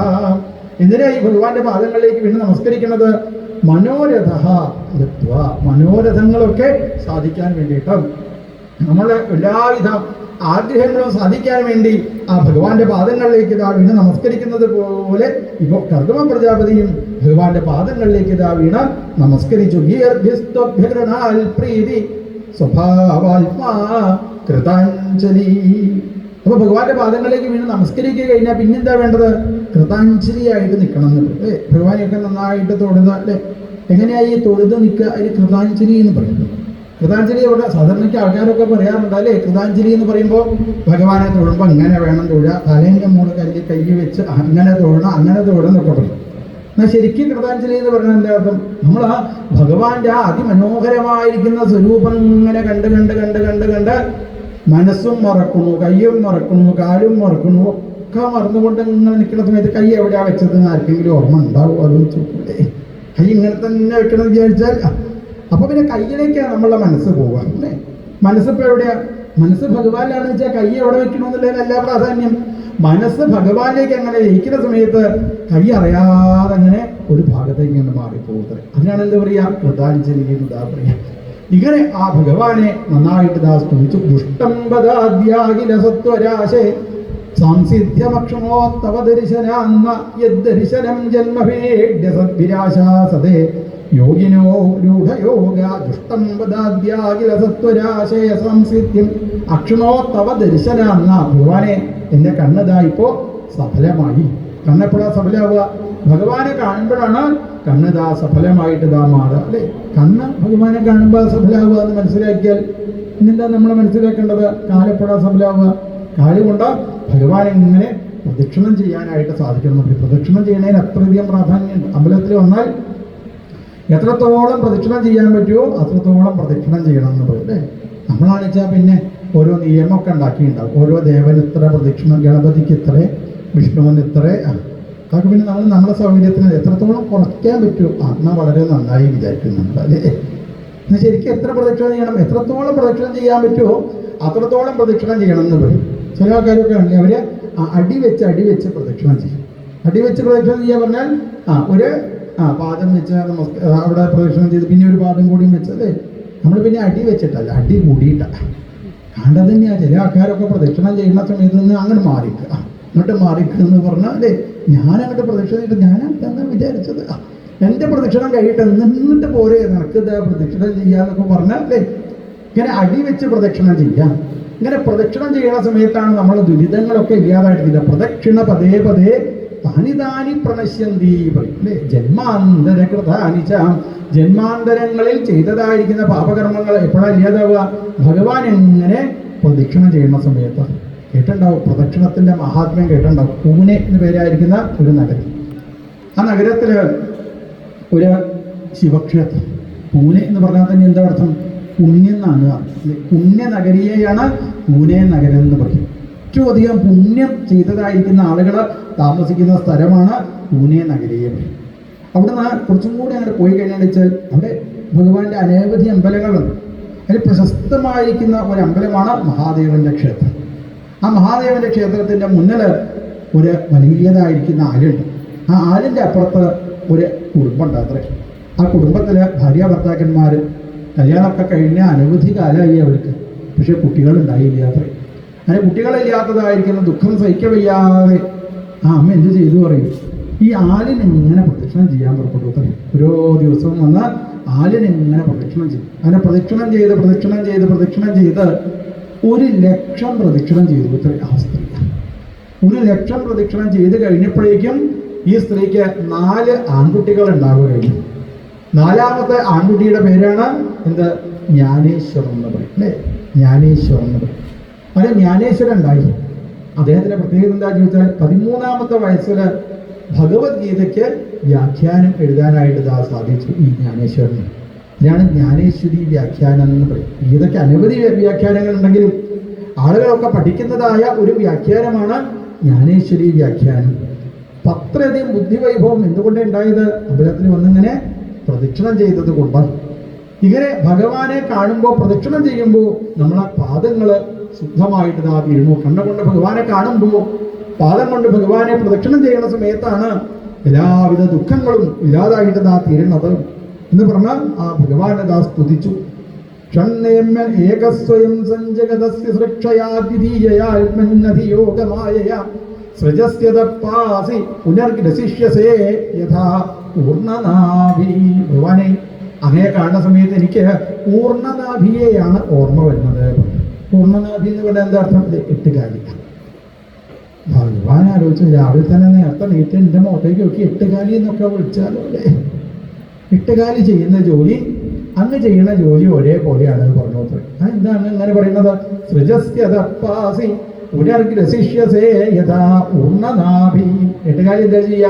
തൻ്റെ ശരീരത്തിൽ നിന്ന് ഒരു നല്ല വല ഉണ്ടാക്കൂലേ? ആദ്യം കണ്ടോ? വലേൻ്റെ ഉള്ളിൽ കൂടിയൊക്കെ ഇങ്ങനെ നടന്നു പോയി ആ വലയിൽ ഏതെങ്കിലുമൊക്കെ ജീവജാലങ്ങൾ ഉണ്ട് വെച്ചാൽ ആദ്യം ഒന്ന് ഷെയ്ക്കൻ്റെ കൊടുക്കും, പിന്നെ വർത്താനമൊക്കെ ചോദിക്കും, എന്താ പേര്, അച്ഛൻ്റെ പേരെന്താ, അമ്മേൻ്റെ പേരെന്താ, മൊബൈൽ നമ്പറൊക്കെ ചോദിക്കും. കുറച്ച് നേരം കഴിഞ്ഞിട്ട് വെച്ചാൽ ആ ജീവിയെ എന്ത് ചെയ്യണു, എടുത്ത് കഴിക്കും. അത് തന്നെ അല്ലേ. പിന്നെ തൻ്റെ ശരീരത്തിൽ നിന്ന് ഉണ്ടാക്കിയതായിരിക്കുന്ന ആ വല എട്ടുകാലി തൻ്റെ ശരീരത്തിലേക്ക് തന്നെ അത് ആക്കി തീർക്കണം.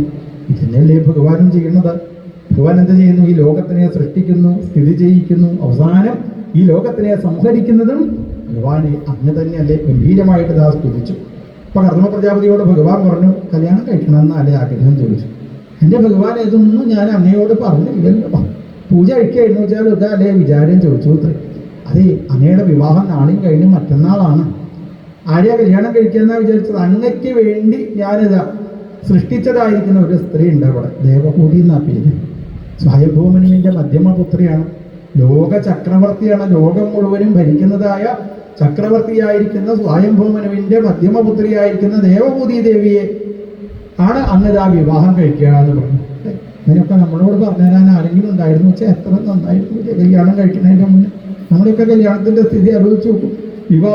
വിവാഹപ്രായം ആയിക്കഴിഞ്ഞാൽ ലോകം മുഴുവനും നടന്ന് ഒരു ഞായറാഴ്ച ഉണ്ടോ അന്ന് ഉറപ്പാണ്. ഇന്ന് എങ്ങോട്ടാണ് ഈ പോകണമെന്ന് വെച്ചാൽ കല്യാണം ഏതെങ്കിലും പെൺകുട്ടികളുണ്ടോ നോക്കാൻ വേണ്ടി പോവുക. ലോകം മുഴുവനും അന്വേഷിച്ച് അവസാനം തൻ്റെ വീട്ടിൻ്റെ അടുത്തുള്ള ഒട്ടുഷ്ടം ജാതി ഒരു സ്ത്രീ ഉണ്ടാവില്ല, ഞാൻ കല്യാണം കഴിക്കും ചിലപ്പോൾ. യോഗം എന്താ ചെയ്യുക, ഓരോ ആൾക്കാർ നമ്മളെ വീട്ടിൽ കയറി വന്നത് എന്താ ഇപ്പം ചെയ്യുക, അങ്ങനെ വേണ്ടിയത് ചിലപ്പോൾ. അപ്പം ഇതൊക്കെ മുന്നേ കൂട്ടി പറഞ്ഞിടാൻ ഒരാളുണ്ടായിരുന്നു വെച്ചാൽ അത്ര നന്നായിരുന്നു. ഭഗവാനാണ് വെച്ചാൽ ഭഗവാൻ പറഞ്ഞു കൊടുത്തു, ആരെയും നീ കല്യാണം കഴിക്കാന്നാണ് വിചാരിച്ചത്, രാജാവിൻ്റെ മകളായിരിക്കുന്ന ദേവഹൂതിയെ, ആ ദേവഹൂതിയെ നീ കേട്ടിട്ടുണ്ടോ എന്ന് ചോദിച്ചു. അപ്പം കർത്തവ പ്രജാപതി ഒന്നും കൂടി തല താഴ്ത്തി, പൂജയ്ക്ക് അഞ്ചാലും പെൺകുട്ടികളെ പറ്റിയിട്ട് ഇങ്ങനെ വിചാരിച്ചിരിക്കുകയല്ലേ ചോദിച്ചു. എന്താ കേട്ടത് ചോദിച്ചു.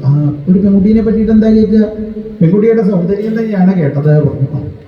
എത്രത്തോളം സൗന്ദര്യം എന്താ ദേവഹൂതിക്ക് ചോദിച്ചാൽ, പണ്ട് സ്വയംഭുവ മനു, ആ സ്വയംഭുവ മനു തൻ്റെ കൊട്ടാരത്തിൽ, ആ കൊട്ടാരത്തിൻ്റെ മുകളിൽ ഈ ദേവഭൂതി ദേവി എങ്ങനെ പന്ത് കളിച്ചുകൊണ്ടിരിക്കുകയായിരുന്നു അത്രേ. അതിൻ്റെ ഇടയ്ക്കാണ് വിശ്വാമസു എന്ന പേരായിട്ട് ഒരു ഗന്ധർവൻ വിമാനത്തിൽ ഈ സ്വയംഭുവ മനുവിൻ്റെ കൊട്ടാരത്തിൻ്റെ മുകളിലൂടെ വിമാനം ഓടിച്ചു പോയത്. അപ്പോൾ ഈ വിമാനം ഓടിക്കുന്നതിൻ്റെ ഇടയ്ക്ക് വിമാനം ഓടിക്കുന്ന വിശ്വാവസു അറിയാതെ ജനലിനുള്ളിൽ കൂടി ഒന്ന് പുറത്തേക്ക് നോക്കി പോയി ഇത്രേ. അപ്പോഴാണ് സുന്ദരിയായിരിക്കുന്ന ദേവഭൂതി ദേവിയെ കാണാനായിട്ട് സാധിച്ചത്. വിമാനം ഓടിക്കുന്ന ആൾക്കാരൊക്കെ ജനലിൻ്റെ ഉള്ളിൽ കൂടെ പുറത്തേക്ക് നോക്കിയാലുള്ള സ്ഥിതി ആലോചിച്ച് കൂടി നേരെ മുന്നിലേക്ക് നോക്കാതെ ഇപ്പം എന്തേ ഉണ്ടായി, ദേവഭൂതി ദേവിയുടെ സൗന്ദര്യം കണ്ടപ്പോൾ എന്തൊരു സൗന്ദര്യ ദേവിക്ക് അറിയില്ല. മകളെ കറുത്ത വാവിൽ പരിപൂർണ ചന്ദ്രൻ എന്ന് പറയും അല്ലേ, അങ്ങനെ ഉണ്ടാവും ആലോചിച്ച് നോക്കും. കറുത്ത വാവ് എന്ന് പറഞ്ഞാൽ എന്താ അർത്ഥം? ചന്ദ്രൻ ഉദിക്കാത്ത ദിവസത്തിനാണ് കറുത്ത വാവ് എന്ന് പറയും. ഈ കറുത്ത വാവിൻ്റെ അന്ന് ചന്ദ്രൻ ഉദിച്ചാൽ ചന്ദ്രന് എത്ര സൗന്ദര്യം ഉണ്ടാവും, അത്ര സൗന്ദര്യത്തോടു കൂടിയ ആ ദേവഭൂതി ദേവിയെ കണ്ടപ്പോൾ ഇയാൾ വിമാനം ഓടിക്കാന്നൊക്കെ മറന്നുപോയി ഇത്രേ. എന്നിട്ട് അറിയാതെ ആക്സിലേറ്ററിൽ വെച്ച കാല് നെല്ലെടുത്ത് ബ്രേക്കിൻ്റെ അടുത്തേക്ക് വെച്ച് കുത്തും. മാത്രമല്ല വിമാനമാണെന്ന് വെച്ചാലോ തല കുത്തി താഴത്തേക്ക് അങ്ങോട്ട് വീണ് പോയി. ഇത്ര സൗന്ദര്യമാണ് ദേവഭൂതിക്ക്. ആ ദേവഭൂതി ദേവിയിൽ അങ്ങക്ക് 9 പെൺകുട്ടികൾ ഉണ്ടാവും എന്ന് പറഞ്ഞു ഭഗവാൻ.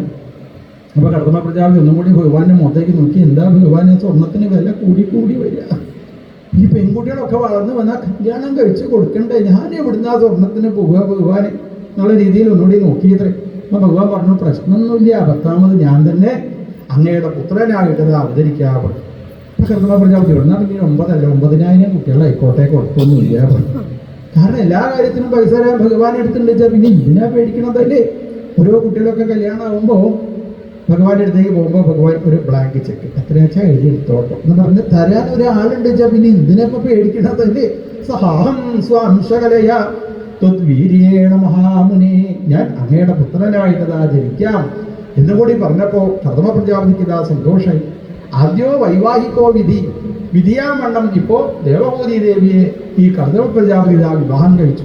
കല്യാണത്തിന് എത്ര ആൾക്കാരാണ് ഉണ്ടാവുക അല്ലേ, ആലോചിച്ച് നോക്കും. നമ്മളൊക്കെ കല്യാണമൊക്കെ ആവുന്നതിൻ്റെ മുന്നത്തിന് ആൾക്കാരെ ഇങ്ങനെ ചോദിച്ചിരുന്നു, കല്യാണം കഴിഞ്ഞില്ലേ.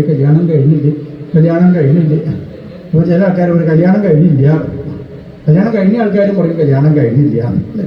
കല്യാണം എന്ന് പറഞ്ഞാൽ എന്താ അർത്ഥം? കല്യാണം മംഗളം ശുഭം, നല്ല സമയത്തിനാണെന്ന് പറയുക കല്യാണം എന്ന് പറയാം. അപ്പോൾ കല്യാണം ശരിക്കും കല്യാണം കഴിയുകയാണോ വേണ്ടത്, കല്യാണം തുടങ്ങുകയാണോ വേണ്ടത്? വിവാഹത്തോട് കൂടിയിട്ട് കല്യാണം തുടങ്ങുകയാണ് വേണ്ടത് അല്ലേ, അല്ലാതെ കല്യാണം കഴിയല്ല വേണ്ടത്. ഇവിടെ കല്യാണപ്രായം ആയിക്കഴിഞ്ഞാൽ ആൾക്കാർ ഇങ്ങനെ ചോദിച്ചിട്ടുണ്ട് കല്യാണം കഴിഞ്ഞില്ലേ, കല്യാണം കഴിഞ്ഞു. കല്യാണത്തിന് എത്ര ആൾക്കാരുണ്ടാവില്ലേ? അനവധി ആൾക്കാർ കല്യാണത്തിനുണ്ടാവും. ഇങ്ങനെ കല്യാണം കഴിഞ്ഞാലോ ആരെങ്കിലും അടുത്ത് നിൽക്കുമോ? എല്ലാവരും ഇവിടുന്ന് യാത്രയാവും. ആദ്യം ആരാ യാത്രയാവുക ആലോചിച്ചു? കല്യാണത്തിന് വന്നത് ആരാ ആദ്യം യാത്രയാവുക? എങ്ങനെയെങ്കിലും കല്യാണത്തിന് വരിക വേണം, ആൾക്കാരുടെ ഇടയിലൊക്കെ ഒന്ന് പോവുകയും വേണം, ഭക്ഷണവും കഴിക്കണം, അത് കഴിഞ്ഞ് പറ്റിച്ച് ഒന്ന് ഫോട്ടോയിൽ കൂടുകയും വേണം. അങ്ങനെ വിചാരിച്ചിരിക്കുന്ന ആൾക്കാരുണ്ട്. അവരൊക്കെ ആദ്യതായ യാത്രയാവും. പിന്നീട് ഏറ്റവും വേണ്ടപ്പെട്ടതായിരിക്കുന്ന ആൾക്കാർ പിതൃഭ്യാം പ്രസ്ഥിതേ സാധ്യ പതിം ഇംഗിതകോവിദ നിത്യം പര്യചരൽ പ്രീത്യ ഭവാനീവ ഭവം പ്രഭും. ഇവിടെ വിവാഹമൊക്കെ കഴിഞ്ഞു. പിതൃഭ്യാം പ്രസ്ഥിതേ സാധ്യ. ആ പിതൃക്കളൊക്കെ അച്ഛനും അമ്മയൊക്കെ എന്ത് ചെയ്തു? ദേവഭൂതി ദേവിയെ ഭർത്താവായിരിക്കുന്ന കർമ്മ പ്രജാപതിയെ ഏൽപ്പിച്ച് അവരും അവിടെ നിന്നതാ യാത്രയായി. ഇത്ര പതിമിംഗിത കോവിദ. എപ്പോഴാ ഒരു സ്ത്രീ ഭാര്യയായിട്ട് തീരുക? വിവാഹം കഴിഞ്ഞാൽ ഭാര്യയാവുക. യാത്ര എന്ത് വേണം? ഇംഗിത കോവിതയായിട്ട് മാറണം എന്ന് പറയും. ഇംഗിത കോവിത എന്ന് പറഞ്ഞാൽ എന്താ അർത്ഥം? കോവിദ് പരീക്ഷ പാസ്സാവണം. അതന്നെ. ഏത് കോവിദ്? ഇംഗിത കോവിതയായിരിക്കണം. ഭർത്താവിൻ്റെ ഇഷ്ടാനിഷ്ടങ്ങളെ അറിഞ്ഞുകൊണ്ട് ഏതൊരു സ്ത്രീക്കാണോ ഭർത്താവിൻ്റെ അടുത്ത് താമസിക്കാൻ സാധിക്കുന്നത് അപ്പോഴാണ് ആ സ്ത്രീ ഭാര്യയായിട്ട് തീരുക.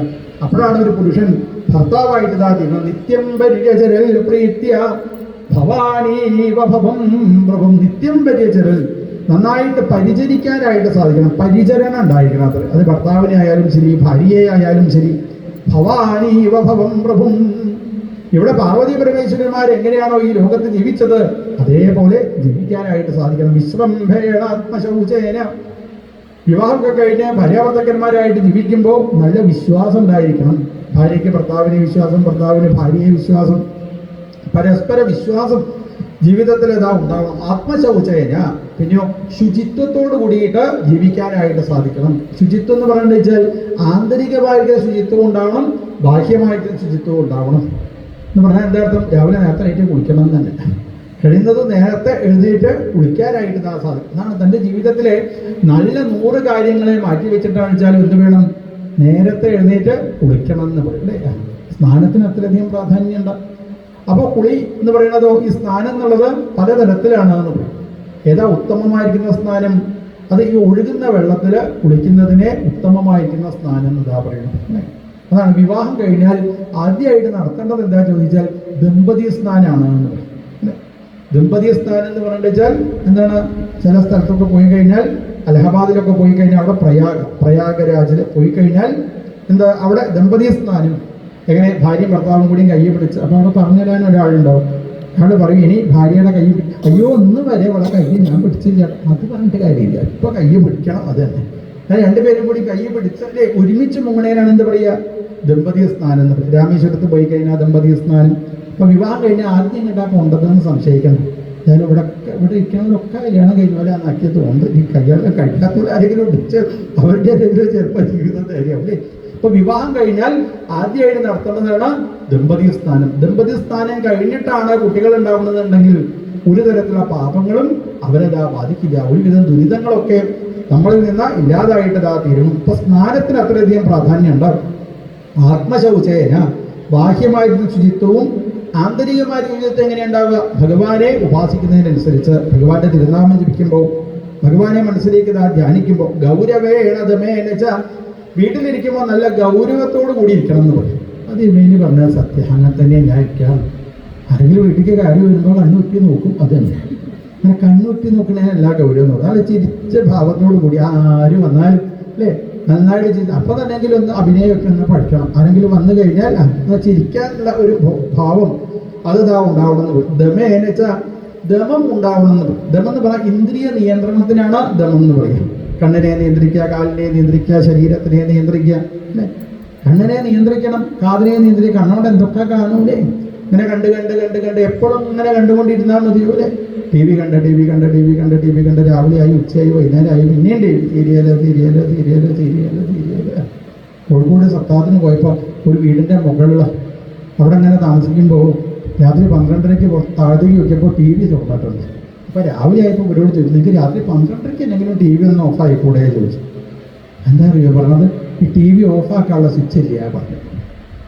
ടി വി ഓഫാക്കാനുള്ള സ്വിച്ച് ഇല്ലാത്രയാണ്. എപ്പോഴും ഇത് ഇങ്ങനെ ഓടായി കണ്ട് കണ്ട് കണ്ട് കണ്ട് കണ്ട് അല്ലേ, ഇങ്ങനെ എപ്പോഴും ഇത് ഇങ്ങനെ കണ്ടുകൊണ്ടിരിക്കാനുള്ളതല്ല കണ്ണ് അല്ലേ. എന്ത് വേണം, അതിനെ നിയന്ത്രിക്കണം.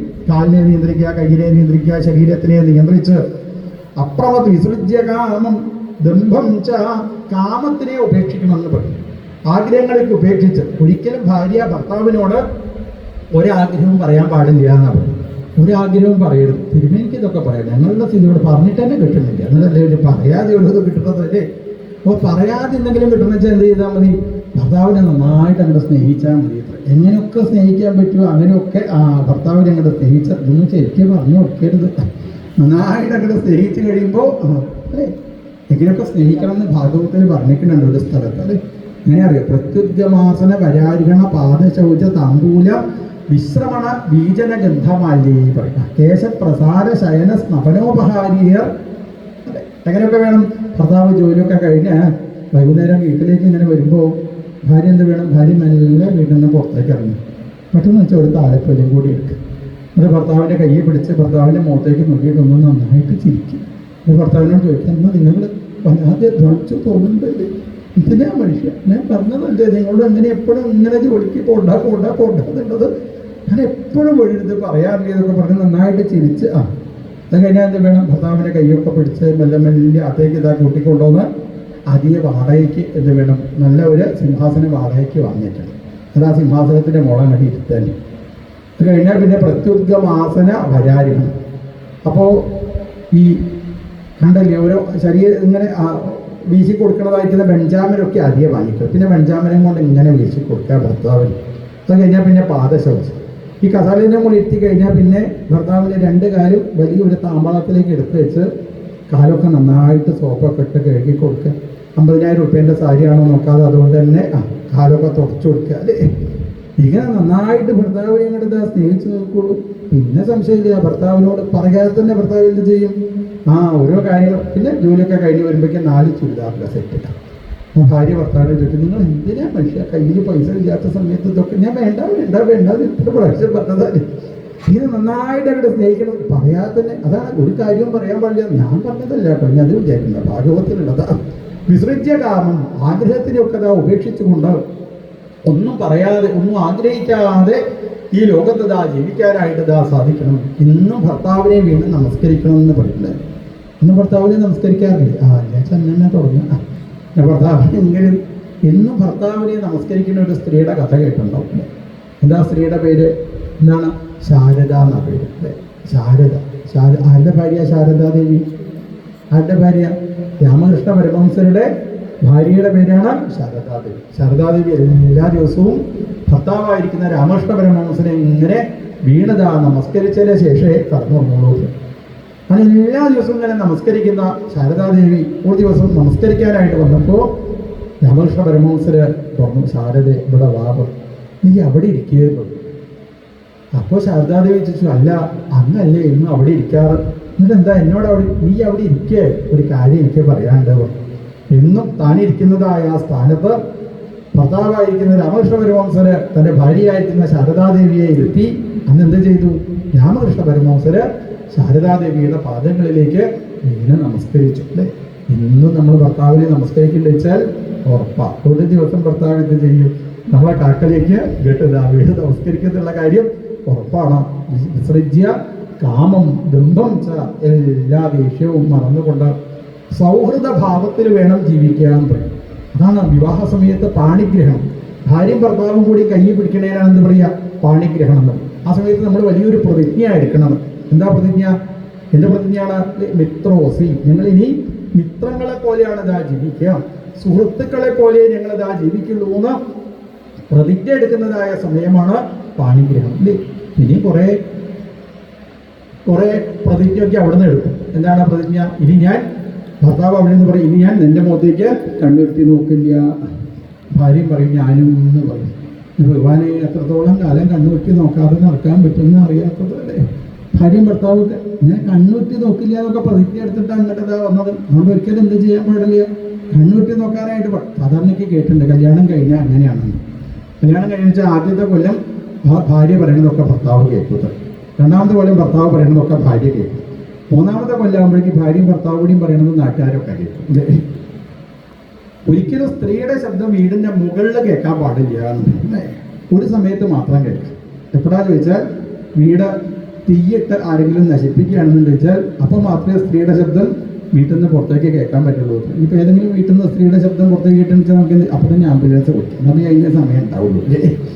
ഇവിടെ കാമം ആഗ്രഹത്തിനെ ഉപേക്ഷിച്ചുകൊണ്ട് ഇങ്ങനെ ജീവിക്കാനായിട്ട് ഇതാ സാധിക്കണം. അപ്രമത്തോദ്യത നിത്യം തേജീയാംസം അതോഷയത്. ലോഭമില്ലാതെ, അഖം ഇല്ലാതെ, മതമില്ലാതെ, മാത്സര്യമില്ലാതെ ആ ഭർത്താവിനോട് കൂടിയിട്ട് ദേവഹൂതി ദേവിക്ക് ഇതാ താമസിക്കാനായിട്ട് ഇതാ സാധിച്ചു. ഒരു ദിവസം കർമ്മ പ്രജാപതി താഴത്തേക്ക് ഇറങ്ങി വന്നു. അങ്ങനെ ദേവഹൂതി ദേവിയോട് ചോദിച്ചു, ദേവഹൂതി എനിക്ക് സന്തോഷമായി, തുഷ്ടോഹം അദ്യ, എനിക്ക് സന്തോഷമായി. ആരാ പറയുന്നത് ആലോചിച്ച് നോക്കൂടെ? ഭർത്താവ് ഭാര്യയോട് മുന്നിലതാ വന്ന് പറയാം എനിക്ക് സന്തോഷമായിട്ടോ. ഏതെങ്കിലും ഭർത്താക്കന്മാർ വന്ന് പറഞ്ഞിട്ടുണ്ടോ ഭാര്യയോട് സന്തോഷമായി എന്നുള്ളത് അല്ലേ? ഇവിടെ ഭർത്താവ് ഭാര്യയോട് പറഞ്ഞു എനിക്ക് സന്തോഷമായി. എന്തുകൊണ്ടാണ് സന്തോഷമായി എന്ന് പറഞ്ഞത്? തവ മാനവി മാനദായ അല്ലെ, നീ മാനവിയാണ് എന്ന് മനസ്സിലായി. മാനവി എന്ന് പറഞ്ഞാൽ എന്താ അർത്ഥം? മനുവിന്റെ പുത്രിയാണ് അല്ലെ, സ്വയംഭൂ മനുവിന്റെ പുത്രിയാണ് എന്ന് നീ ഓരോ നിമിഷം ഇങ്ങനെ തെളിയിക്കുന്നുണ്ട്. സ്വയംഭൂ മനു എങ്ങനെയാണോ ഭഗവാനെ ഉപാസിച്ചത്, എങ്ങനെയാണോ ധർമ്മം അനുഷ്ഠിച്ചത്, അതാത് ധർമ്മത്തിനെ നിനക്ക് വേണ്ട രീതിയിൽ ഇവിടെ ഇരിക്കുമ്പോൾ അനുഷ്ഠിക്കാനായിട്ട് സാധിക്കുന്നുണ്ട്. തവ മാനവി, നീ സ്വയംഭൂ മനുവിന്റെ പുത്രിയാണ് എന്നുള്ളത് ഓരോ നിമിഷവും കാണിച്ചു തരുന്നു. എന്താ നിനക്ക് ആഗ്രഹം എന്ന് പറഞ്ഞു. ഗൃഹസ്ഥാശ്രമമാണ് ഞാൻ ആഗ്രഹിക്കുന്നത്. ഇപ്പോൾ വീടുണ്ടാക്കാൻ എന്താ ചെയ്യുക? ഈ ഭക്തന്മാരുടെ പ്രത്യേകത എല്ലതും ഭഗവാനോടാണ് പറയാത്രേ. അല്ലാതെ വീടങ്ങോട്ട് ഉണ്ടാക്കാൻ പുറപ്പെട്ട് കഴിഞ്ഞാൽ അതിന് പിന്നാലെ ഓടിപ്പോകുക അങ്ങനെയൊന്നുമില്ല. അവിടെ ഭഗവാനെ ധ്യാനിച്ചു. അതോടുകൂടി 7 നിലയുള്ള വലിയൊരു വിമാനം മുന്നിൽ വന്നതാ നിന്നു. വിമാനത്തേക്ക് കയറിക്കൊള്ളാൻ പറഞ്ഞു. അപ്പോൾ ദേവഹൂതി ദേവി ആലോചിച്ചു, ഇയാളെ കല്യാണം കഴിച്ചതിന് ശേഷം താലപ്പൊടി ഒന്നും ആടി വെച്ചില്ല കേട്ടോ ഭഗവാൻ.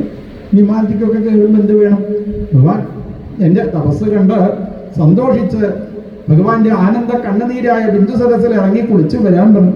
കുളിയൊക്കെ കഴിഞ്ഞതോടുകൂടി 100 കന്യകമാര് ഈ ദേവഹൂതി ദേവിയെ ഒന്നാന്തര വള്ളിക്കൂടിലേക്ക് കൂട്ടിക്കൊണ്ടുപോയി. ബ്യൂട്ടി പാർലറിലേക്ക് കൊണ്ടുപോയിട്ട് എന്തൊക്കെയാണ് അവർ കാണിക്കുന്നത് എന്ന് വിചാരിച്ചത്. കാലിൻ്റെ നഖം അങ്ങനെ ആക്കുന്നുണ്ട്, കാത് ഇങ്ങനെ ആക്കുന്നുണ്ട്, കണ്ണ് അങ്ങനെ ആക്കുന്നുണ്ട്, തലമുടി അങ്ങനെ ആക്കുന്നുണ്ട്. അങ്ങനെ സുന്ദരിയായിരിക്കുന്ന ദേവഹൂതി ദേവിയെ ഇപ്പോൾ വള്ളിക്കുടിയിൽ നിന്ന് പുറത്തേക്ക് കൂട്ടിക്കൊണ്ടുവന്നു. ഒരു കണ്ണാടീൻ്റെ മുന്നിൽ അങ്ങനെ കൊണ്ടുപോയി നിർത്തിയപ്പോൾ ദേവഹൂതിക്ക് എൻ്റെ അത്ഭുതമായിട്ട് എൻ്റെ ഭഗവാനെ എത്രയൊക്കെ സൗന്ദര്യം എനിക്ക് ഉണ്ടാവും. കണ്ണാടിക്ക് നന്നായിട്ട് നോക്കിയപ്പോഴാണ് തൻ്റെ പിൻഭാഗത്ത് വേറൊരാൾ നിൽക്കേണ്ട. ആരാ? തൻ്റെ ഭർത്താവ്. ഇയാളാണിച്ചാലോ ഇയാളൊരു സീനിയർ സിറ്റിസനെ പോലെ ഇയാളെ കയ്യും പിടിച്ച് എങ്ങനെയാണ് ഭഗവാനെ എൻ്റെ വിമാനത്തേക്ക് കയറി. അപ്പോൾ കർത്തവ പ്രജാപതിയും സുന്ദരനായിട്ട് മാറി. അങ്ങനെ രണ്ടുപേരും കൂടി വിമാനത്തിൽ കയറി ലോകം മുഴുവനും സഞ്ചരിച്ച തേനഷ്ടലോകപവിഹാര കുലാചലേന്ദ്രദ്രോണീഷു അനംഗസഖമാരുത സൗഭഗാസു. അനങ്കൻ എന്ന് പറഞ്ഞാൽ അങ്കല്യാത്ത ആളെ കാമദേവൻ. കാമദേവനിൽ നിന്ന് കിട്ടേണ്ടതായിരിക്കുന്ന സകലവിധ സുഖസൗകര്യങ്ങളും അനുഭവിച്ച് ആ വിമാനം എന്ന് പറഞ്ഞാലോ സർവകാല സുഖാവഹം. AC ആയിരുന്നു അത്രയും. വിമാനമൊക്കെ AC വിമാനം. നമ്മളെ ഇപ്പോഴാ AC കണ്ടുപിടിച്ചത് അതൊന്നുമില്ല. അന്നത്തെ വിമാനമൊക്കെ സർവകാല സുഖാവഹം, എല്ലാവിധ സുഖസൗകര്യങ്ങളും ഉള്ള ആ വിമാനത്തിൽ സ്വിമ്മിംഗ് പൂളൊക്കെ ഉണ്ട് അന്നത്തെ വിമാനമൊക്കെ. അങ്ങനെ ആ വിമാനത്തിലൂടെ അവരെങ്ങനെ സഞ്ചരിച്ച് അവസാനം ഈ ഭൂമിയിൽ വിമാനം ഇറക്കിയതോടുകൂടി 9 പെൺകുട്ടികൾ ഉണ്ടാവുക കഴിഞ്ഞിട്ടുണ്ട്. 10ാമതായിട്ട് സാക്ഷാൽ ഭഗവാൻ തന്നെ കർദമ പ്രജാപതിയുടെയും ദേവഹൂതി ദേവിയുടെയും പുത്രനായിട്ട് കപില വാസുദേവരായിട്ട് അവതരിച്ചു. ഭഗവാനെ കണ്ടതോടുകൂടി കർദമ പ്രജാപതി കാട്ടിലേക്ക് തപസ് ചെയ്യാനായിട്ട് പോയി. ആലോചിച്ച് നോക്കൂ, എന്തിനാ കാട്ടിലേക്ക് പോണത്? കാട്ടിലേക്ക് പോണത് ഭഗവാനെ കിട്ടാൻ വേണ്ടിയിട്ടല്ലേ? അങ്ങനെയുള്ള ഭഗവാൻ പുത്രനായിട്ട് മുന്നിൽ തൻ്റെ വീട്ടിലിരിക്കുന്നുണ്ട് എന്ന് അറിഞ്ഞാൽ പിന്നെ വീട്ടിലിരുന്നാൽ പോരെ? കർദമ പ്രജാപതിക്ക് നന്നായിട്ട് അറിയാം. വീട്ടിലിരിക്കുമ്പോൾ ഈ പറയൽ തന്നെ ഉണ്ടാവുള്ളൂ. ഭാഗവതം വായിക്കുക, നാമം ജപിക്കണം, സഹസ്രനാമം വേണം എന്നൊക്കെ പറയാന്നല്ലാതെ അത് ചിലപ്പോൾ പ്രാവർത്തികമാവും തോന്നുന്നില്ല കേട്ടോ. കാട്ടിൽ പോയി കഴിഞ്ഞാലോ ഭഗവാൻ ഉപാസിക്കാനായിട്ട് സാധിക്കും. അങ്ങനെ ആ ഭഗവാനെ ഉപാസിച്ച് നിരഹംകൃതിർനിർമ്മമശ്ച മമതാബന്ധത്തിനെ ഇല്ലാതാക്കി ഭഗവാന്റെ അടുത്തേക്ക് എത്തിച്ചേർന്നു ആ കർദമ പ്രജാപതി. ഇവിടെ ആശ്രമത്തിലെ ദേവഹൂതി ദേവിയും അതേപോലെ പുത്രനായിരിക്കുന്ന സാക്ഷാൽ ഭഗവാൻ കപില വാസുദേവൻ. ദേവഹൂതി ദേവി ആലോചിച്ചു, ഈശ്വരനെ കാണിച്ചു തരാൻ സാധിക്കുന്ന ഒരു പുരുഷനെയാണ് ജീവിതത്തിലെ ഭർത്താവായിട്ട് കിട്ടിയത്. ഇന്ദ്രിയ സുഖങ്ങൾ അനുഭവിച്ച് അതിൻ്റെ പിന്നാലെ ഓടിപ്പോയത് കൊണ്ട് ഭഗവത് കാര്യങ്ങൾ ഇതുവരെ അറിയാനായിട്ട് ഇതാ സാധിച്ചില്ല. ഇനി എത്രയാ കാലം ജീവിതത്തിലെന്ന് അറിയില്ല. അതുകൊണ്ടുള്ളതായിരിക്കുന്ന സമയം എന്ത് വേണം? ഭഗവത് കാര്യങ്ങളെ അറിയണം. ഒരു ദിവസം ദേവഹൂതി മാതാവ് തൻ്റെ പുത്രനായ കപില വാസുദേവരുടെ അടുത്ത് ഭഗവാന്റെ അടുത്ത് എത്തിച്ചേർന്ന് ഭഗവാനെ വീണത നമസ്കരിച്ചു. എന്നിട്ട് ഭഗവാനോട് താ പറഞ്ഞു, ഭഗവാനെ, എനിക്ക് ആ ധർമ്മത്തിനെ, സദ്ധർമ്മത്തിനെ അങ്ങത എന്നോടതാ പറഞ്ഞു തരണേ. ദേവഹൂതി ദേവി ഭഗവാന്റെ പാദങ്ങളിലേക്ക് വീണതാ നമസ്കരിക്കണു. നിർവിണ്ണാനിതരാം ഭൂമൻ അസതിന്ദ്രിയതരേഷനാഥ യേന സംഭാവ്യമാനേന പ്രപന്നാന്ധം തമപ്രഭോ. നിർവിണ്ണാനിതരാം ഭൂമൻ അസത് ഇന്ദ്രിയതരേഷനാഥ. ഭഗവാനെ, എനിക്കിതാ ഇപ്പോൾ ഒരു കാര്യം മനസ്സിലായി. ഇന്ദ്രിയതരേഷനാഥ, അല്ലേ?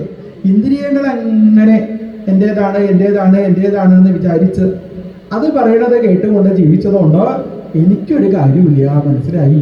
ഈ ഇന്ദ്രിയങ്ങളൊക്കെ അസത്തുക്കളാണ് എന്ന് മനസ്സിലായി. അസത്ത് എന്ന് പറഞ്ഞാൽ എന്താ അർത്ഥം? ഇതിനെ അസത്ത് പറയുക, നല്ല കാരണവരൊക്കെ ഉള്ള വീട്ടിൽ താമസിച്ച ആൾക്കാർക്ക് ഇതിൻ്റെ അർത്ഥം അസലായിട്ട് മനസ്സിലാവും. അവർക്ക് ദേഷ്യം വന്നാൽ വിളിക്കുന്ന ഒരു ഭാഷ അസത്തേ വിളിക്കൂലേ. അസത്ത് പറഞ്ഞാൽ എന്താ അർത്ഥം? എന്നെ കൊണ്ട് ഒരു ഉപകാരവും ഇല്ലാതെ എനിക്ക് ഇപ്പോൾ അതാ മനസ്സിലായി. എന്നെ ഇങ്ങനെ തീറ്റി പോറ്റി വളർത്തി ഇങ്ങനെ ആക്കിയില്ലേ, വേണ്ടില്ലായിരുന്നു കേട്ടോ. അതാണ് അതിൻ്റെ അർത്ഥം അല്ലേ. അസത്ത് ഇന്ദ്രിയ ദർശനാത്, ഇന്ദ്രിയ സുഖങ്ങളുടെ പിന്നാലെ ഓടിപ്പോയത് കൊണ്ട്, അവരെ സന്തോഷിപ്പിച്ചത് കൊണ്ട് എനിക്കൊരു കാര്യമില്ല എന്ന് മനസ്സിലായി. ഏതൊക്കെയാണ് ഇന്ദ്രിയങ്ങൾ? കണ്ണ്, നാക്ക്, മൂക്ക്, തൊക്ക്, ഇതൊക്കെ ഇങ്ങനെ ഓരോന്ന് കേട്ട് കഴിഞ്ഞാൽ അതിൻ്റെ പിന്നാലെ ഓടിപ്പോവുക. എന്നാൽ ഇതിനെ നിയന്ത്രിക്കാൻ സാധിക്കുന്നുണ്ടോ? കണ്ണുകൊണ്ട് കണ്ടിട്ട് മതിയായിട്ടുണ്ടോ എന്ന് വരെ അല്ലേ? സീരിയൽ കണ്ട ആരെങ്കിലും ഇതുവരെ മതിയായി എന്ന് പറഞ്ഞിട്ടുണ്ടോ? അല്ലേ? ആരെങ്കിലും ഓഫാക്കിക്കാൻ പറഞ്ഞിട്ടോ? ഇതുവരെ ഒരാളും പറഞ്ഞില്ല. പിന്നെയും കാണണം. കേട്ട് കാതിന് മതിയായിട്ടുണ്ടോ? ഒരിക്കലും മതിയായിട്ടില്ല. ഭക്ഷണം കഴിച്ചിട്ട് നാവിന് മതിയായിട്ടുണ്ടോ? ആലോചിച്ച് നോക്കൂലേ. ഭക്ഷണം കഴിച്ചിട്ട് നാവിന് ഇതാ മതിയായിട്ടുണ്ടോ? പിന്നെ നാവ് എന്താ പറയുക? കൊണ്ടുവാന്നേ പറയുള്ളൂ അല്ലേ. ഒരിക്കലും മതിയെന്ന് ഇതാ പറയണില്ല, മതിയാവണില്ല. ആഗ്രഹങ്ങളെ തൃപ്തിപ്പെടുത്താനായിട്ട് ഇതാ സാധിക്കില്ല. കാരണം എന്താണ്? അഗ്നിയിലേക്ക് തീ ഒഴിക്കുന്നത് പോലെയാണ് ആഗ്രഹം. പിന്നെയും അഗ്നി ഇങ്ങനെ ആളി കത്തുകയെന്നല്ലാതെ ഒരിക്കലും അത് കിട്ടില്ല. ഒരാഗ്രഹം കഴിഞ്ഞാൽ വേറൊരു ആഗ്രഹം, അത് കഴിഞ്ഞാൽ വേറൊരു ആഗ്രഹം, അത് കഴിഞ്ഞാൽ വേറൊരു ആഗ്രഹം. ഇങ്ങനെ ഓരോരോ ആഗ്രഹത്തിന്റെ പിന്നാലെ ഓടിപ്പോണ സമയത്ത് നമുക്ക് ഇന്ദ്രിയങ്ങളെ നിയന്ത്രിക്കാനായിട്ട് നാം സാധിക്കണില്ല. ഏന സംഭാവ്യമാനേന പ്രപന്നാന്ധം തമപ്രഭോ. ഈ ഇന്ദ്രിയങ്ങളുടെ സുഖം വിചാരിച്ച് ഓടിപ്പോയത് കൊണ്ട് ഇപ്പൊ എന്തേണ്ടായി? പ്രപന്ന അന്ധം തമപ്രഭോ. ഒരു പൊട്ട കിണറിലാണ് ഭഗവാനെ ഞാനിതാ നിൽക്കണത് അല്ലേ. പൊട്ട കിണറ് പോലെ ഇതാണ് സുഖം എന്ന് വിചാരിച്ച് അതിന്റെ പിന്നാലെ ഓടിപ്പോവുക. കണ്ണ് കാണാത്ത ആൾക്കാര് ആനയെ കണ്ടത് പോലെ എന്ന് പറയും അല്ലേ. കണ്ണ് കാണാത്തവൻ ആനയുടെ തുമ്പിക്കൈയെ പിടിച്ച് പറയും ഇതാണ് ആന പറയും, കാല് പിടിച്ച് പറയും ഇതാണ് ആന എന്ന് പറയും അല്ലേ. അതിന്റെ വാല് പിടിച്ചിട്ട് പറയും ഇത് ആന പറയും. ഇതാണ് സുഖം എന്ന് വിചാരിച്ച് അതിന്റെ പിന്നാലെ ഇതാ ഓടിപ്പോണു. അന്ധായതന്ധൈരുപതീയമാന.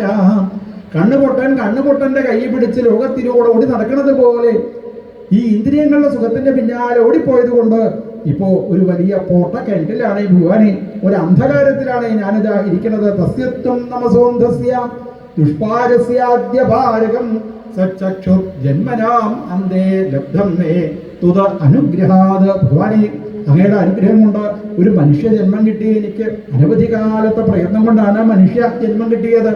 ആ മനുഷ്യ ശരീരത്തിലും ഒരു സ്ത്രീ ശരീരം എനിക്കിതാ കിട്ടി. മാത്രമല്ല ആ സ്ത്രീ ശരീരത്തിലെ ബാല്യമൊക്കെ കഴിഞ്ഞു, യൗവനം ഒരു ഭർത്താവിനോട് കൂടിയിട്ടതാ കഴിഞ്ഞു. ജന്മനാം അന്തേ, എന്തായി? ജന്മത്തിന്റെ അവസാനമായിട്ടതാ മാറി. ഇനി എത്രയാ കാലമുള്ളത് എന്ന് പറയാനായിട്ടതാ സാധിക്കില്ല ഭഗവാനെ. അതുകൊണ്ട് തസ്യത്വം തമസോന്ധസ്യ ദുഷ്പാരസ്യാദ്യപാരകം സച്ചക്ഷുർജന്മനാമന്തേ ലബ്ധം മേ ത്വദനുഗ്രഹാത്. യാദ്യോ ഭഗവാൻ പുംസാമീശ്വരോ വൈ ഭവാൻ കില ലോകസ്യ തമസാന്ധസ്യ ചക്ഷു സൂര്യ ഇവോദിത. പ്രകാരമാണോ സൂര്യൻ ഉദിച്ചു കഴിഞ്ഞാൽ പ്രകാശം ഉണ്ടാവുന്നത്? അതേപോലെ ലോകത്തിന് മുഴുവനും പ്രകാശത്തിനെ പ്രദാനം ചെയ്യാൻ വേണ്ടിയിട്ടല്ലേ ഭഗവാനെ അങ്ങ് ഈ ലോകത്തത അവതരിച്ചിട്ടുള്ളത്. അഥമേ ദേവസമോഹമപാകൃഷ്ടും തുമരിഹസി യോവഗ്രഹോഹം മമേതീതസ്മിൻ യോജിതസ്തയാ. അതുകൊണ്ട് അങ്ങ് എന്താ വേണ്ടത്? എന്നെ അങ്ങയിലേക്ക് ഇതാ യോജിപ്പിക്കണേ ഭഗവാനെ. ലോകത്തിന് പ്രകാശത്തിനെ പ്രദാനം ചെയ്യാനായി അങ്ങതാ ഈ ലോകത്ത് അവതരിച്ചപ്പോൾ എനിക്ക് അങ്ങയിലേക്ക് കൂടിച്ചേരണമെന്നാണ് ആഗ്രഹമുള്ളത്. തം ദ്വാഗതാഹം ശരണം ശരണ്യം സ്വഭൃത്യ സംസാരതരോ കുഠാരം സ്വഭൃത്യ സംസാരതരോ കുഠാരം. ഭഗവാൻ എങ്ങനെയുള്ള ആളാണ്? ഈ സംസാര ദുഃഖമാകുന്ന വൃക്ഷത്തിന് കുഠാരമായിട്ട് തീരുന്ന ആളാണ്. നമ്മുടെ ജീവിതത്തിലേക്ക് കയറി വരുന്നതായ സകല ദുഃഖത്തിനെയും ഇല്ലാതാക്കാൻ അങ്ങക്കല്ലേ സാധിക്കുള്ളൂ. ഭഗവാനെ സമാമി സദ്ധർമ്മവിദം വരിഷ്ഠം. അതുകൊണ്ട് അങ്ങ് എന്ത് വേണം? സദ്ധർമ്മത്തിനെ എനിക്കിതാ പറഞ്ഞു തരണേ. അതിനാണ് ഞാൻ അങ്ങയുടെ പാദങ്ങളിൽ വീണുതാ നമസ്കരിക്കുന്നത്. സദ്ധർമ്മത്തിനെ പറഞ്ഞു തരൂ എന്ന് പറഞ്ഞപ്പോ ഗോഭാഷ ഈശൽസ്മിത ശോഭിതാനന. തന്റെ മുന്നിൽ എങ്ങനെ വീണ് കിടക്കുന്ന അമ്മയെ കണ്ടതോടുകൂടി കപിലവാസുദേവര് അമ്മയുടെ മുഖത്തേക്ക് നോക്കി ഈശൽ സ്മിതശോഭിതാനന അതിമനോഹരമായിട്ടൊന്ന് പുഞ്ചിരിച്ചു. ഭഗവാന്റെ ആ ചിരി കണ്ടതോടുകൂടി തന്നെ ദേവഹൂതി മാതാവിന്റെ ഒരുവിധം ദുഃഖങ്ങളൊക്കെ അതാ ഇല്ലാതായിട്ട് അവിടെ ഇരുന്ന് ഭഗവാൻ പറഞ്ഞു, അമ്മയെ ദുഃഖമൊക്കെ ഇല്ലാതെയായിട്ട് തീരാൻ ഏറ്റവും എളുപ്പമായിട്ടുള്ള മാർഗം യോഗമാർഗങ്ങളെ സ്വീകരിക്കലാണ്. അത്യന്തോപരതിർ ഈ എത്ര ദുഃഖസ്യച സുഖസ്യച. ഈ യോഗം സ്വീകരിച്ചു കഴിഞ്ഞാലോ, മനസ്സിനെ നിയന്ത്രിക്കാൻ സാധിച്ചു കഴിഞ്ഞാലോ, അത്യന്തോപരതി എത്ര ദുഃഖസ്യച സുഖസ്യച. ദുഃഖത്തിന്റെ ഉപരതിയും സുഖത്തിന്റെ ഉപരതിയും നമുക്ക് അനുഭവിക്കാനായിട്ട് സാധിക്കുന്നു. അതിനാണ് ആനന്ദം എന്നതാ പറയുക. ഒരു തരത്തിലും ദുഃഖമില്ലാത്തതായിരിക്കുന്ന വസ്തു, ഒരു തരി പോലും ദുഃഖം ബാധിക്കാത്തതായ വസ്തു, പരമമായിരിക്കുന്ന സുഖം. ദുഃഖം എന്ന് പറഞ്ഞാൽ എന്താ അർത്ഥം? എന്തിനാ സുഖം എന്ന് പറയുക?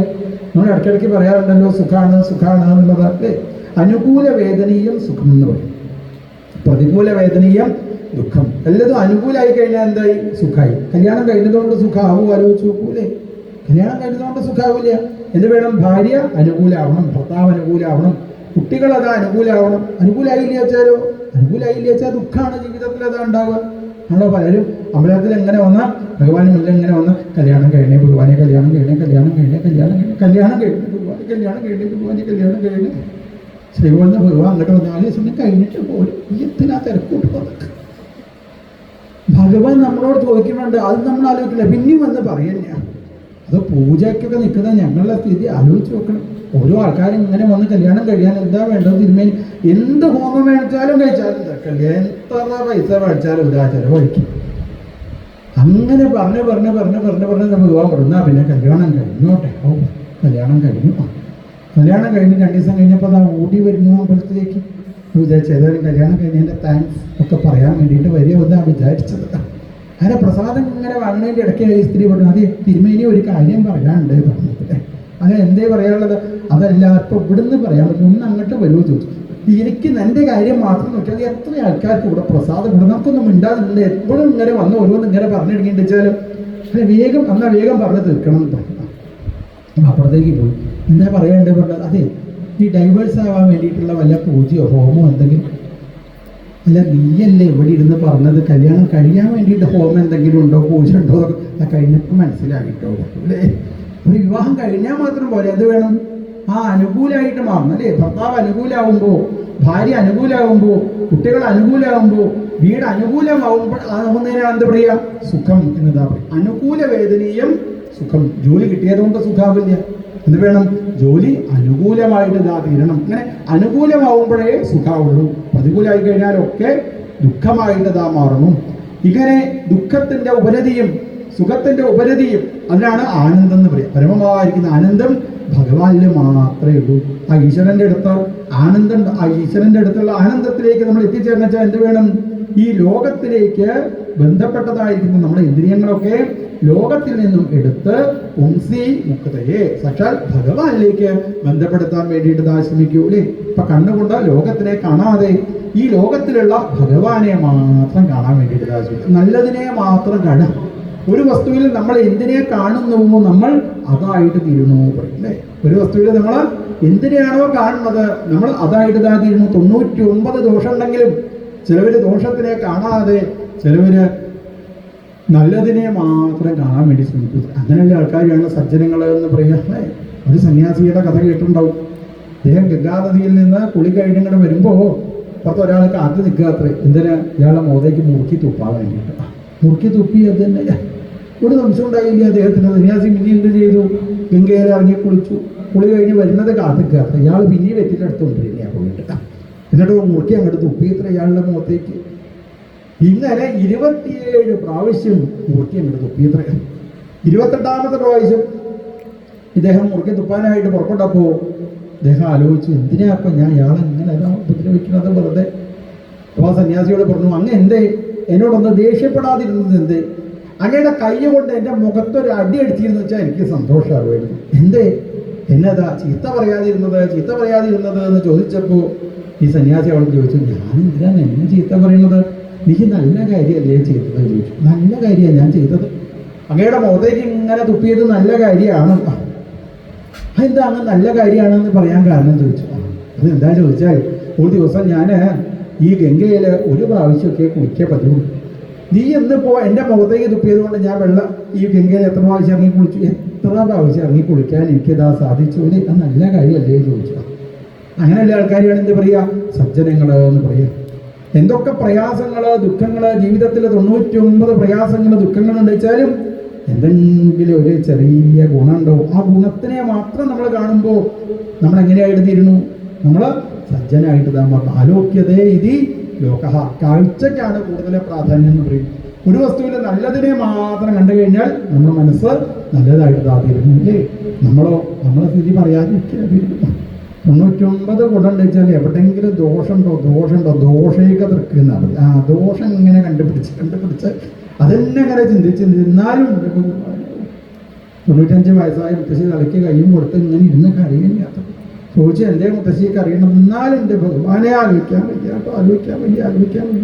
എന്താ ആലോചിക്കാൻ വയ്യാത്തത്? നഴ്സറി പഠിക്കണ സമയത്ത് കയ്യൻ്റെ മോള് ഒരു കാപ്പവൻ്റെ മോതിരുണ്ടായിരുന്നു. അത് പോയില്ലേ ഭഗവാനെ. എത്ര വയസ്സായി? ഇപ്പോൾ 95 വയസ്സായി. 4 ദിവസം കൂടി കഴിഞ്ഞാൽ JCB വിളിക്കേണ്ട ആൾക്കാർ.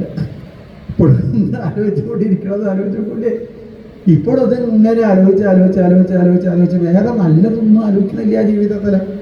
ഇങ്ങനെ നല്ലതിനെ മാത്രം കണ്ടുകൊണ്ട് ആനന്ദത്തോട് കൂടിയിട്ട് ജീവിക്കാൻ വേണ്ടിയിട്ട് ശ്രമിക്കൂ. മനസ്സാണ് സുഖത്തിനും ദുഃഖത്തിനും ഇതാ കാരണമായിട്ട് മാറുന്നത്. അതുകൊണ്ട് എന്ത് വേണം? മനസ്സ് ഭഗവാനിലേക്ക് യോജിപ്പിക്കുവാൻ ഏറ്റവും എളുപ്പമായിട്ടുള്ള മാർഗം ഭക്തിയോഗമാണ്. ഭക്തന്മാരായിരിക്കുന്ന ആളുകളോട് കൂടിയിട്ട് കൂട്ടുചേരാൻ വേണ്ടിയിട്ട് ശ്രമിക്കുക. അപ്പോൾ ആരാ ഇപ്പോൾ ഈ ഭക്തന്മാരെ എങ്ങനെയാ കണ്ടാൽ മനസ്സിലാവും? ഭസ്മം കൊണ്ടൊരു 3 കുറിയുണ്ട്. അത് കഴിഞ്ഞ് അപ്പുറത്ത് പോയപ്പോൾ ചന്ദനത്തിൻ്റെ കുഴി കണ്ടു, അതും എടുത്തിട്ടു. കളഭം കണ്ടപ്പോൾ അതും എടുത്തിട്ടു. ഭഗവതിൻ്റെ അമ്പലത്തിൽ പോയപ്പോൾ ചുവന്ന കുറി അതും എടുത്തിട്ടു. അതിനപ്പുറത്ത് പോയപ്പോൾ ഗണപതിയുടെ അടുത്തുനിന്ന് കറുത്ത കുറി കണ്ടു അതാതിരിക്കാൻ പറ്റും. അങ്ങനെ കറുത്ത കുറി ഇതാ എടുത്തിട്ടു. എന്തോ ഭാഗ്യത്തിന് പച്ചക്കുറി ഇതുവരെ കണ്ടില്ല. പിന്നെ പച്ചക്കുറി ഉണ്ട് വെച്ചാൽ അതും എടുത്തു. ഇങ്ങനെ കുറേ കുറി ഇട്ടതുകൊണ്ട് ഒരാൾ ആരാവില്ല? ഭഗവത് ഭക്തന്മാരാവില്ല അല്ലേ? എന്ത് വേണം? അതിന് ചില നിയമങ്ങളൊക്കെ പറയും. അങ്ങനെയാണ് വെച്ചാൽ അവർ ഭക്തന്മാരെ പറയും. സുഹൃത സർവദേഹിനാം അജാരശത്രവശാന്താഹ സാധവ സാധുഭൂഷണമയ്യനന്യേന ഭാവേന ഭക്തിം കുറുവന്തിയേ ദൃഢാം. ഭഗവാന്റെ പാദങ്ങളിൽ ദൃഢമായിരിക്കുന്ന ഭക്തി ഉണ്ടോ? ദൃഢത ഉണ്ടായിരിക്കണം. അത്രേ ഈശ്വര കാര്യങ്ങളിലേക്ക് ഒരു ദൃഢത ഉണ്ടായിക്കഴിഞ്ഞാൽ അവരാണിത് ആ ഭക്തന്മാരെന്ന് പറയുക. നാമം ജപിക്കുകയാണെന്ന് വെച്ചാൽ നാമം ജപിച്ച് എങ്ങനെ എപ്രകാരമാണോ സ്വർണത്തിലുള്ളതായിരിക്കുന്ന മാലിന്യങ്ങൾ മുഴുവനും പോണത്, അതേപോലെ നമ്മുടെ മനസ്സിനെ ശുദ്ധമാക്കുന്ന ആ ദൃഢത ജീവിതത്തിലുണ്ടോ, അപ്പോഴാണ് അവര് ആ യഥാർത്ഥ ഭക്തന്മാരായിട്ട് മാറുന്നത്. ഇങ്ങനെ ഒരാൾ യഥാർത്ഥ ഭക്തനാണ് എന്ന് ഭഗവാന് തോന്നിക്കഴിഞ്ഞാൽ ഭക്തിയുടെ വിത്ത് അയാളുടെ ഹൃദയത്തിൽ കൊണ്ടുപോയിട്ട് വയ്ക്കും. ഒരു കർഷകൻ ഒരു വിത്ത് എവിടെയെങ്കിലും കൊണ്ടുപോയി വെച്ച് കഴിഞ്ഞാൽ ഇടയ്ക്കിടയ്ക്ക് വിത്തിനെ എങ്ങനെ നോക്കണത് പോലെ ഭഗവാനും ഇടയ്ക്കിടയ്ക്ക് നമ്മുടെ അടുത്ത് ഇങ്ങനെ വന്ന് നോക്കും. സുഖമായിട്ട് ജീവിക്കണം, പ്രയാസമൊന്നുമില്ലല്ലോ എന്ന് ഭഗവാൻ ഇടയ്ക്കിടയ്ക്ക് ഇങ്ങനെ വന്നതാ നോക്കൂടെ. അയാൾ യഥാർത്ഥ ഭക്തനായി കഴിഞ്ഞാൽ പശ്യന്തിതേമേരുചിരാണ്യം വസന്തം പ്രസന്നവക്രാരുണലോചനാനി രൂപാണി ദിവ്യാനി വരപ്രദാനി സാകം വാചം സ്മരണീയാം വദന്തി പശ്യന്തി നവീമേ.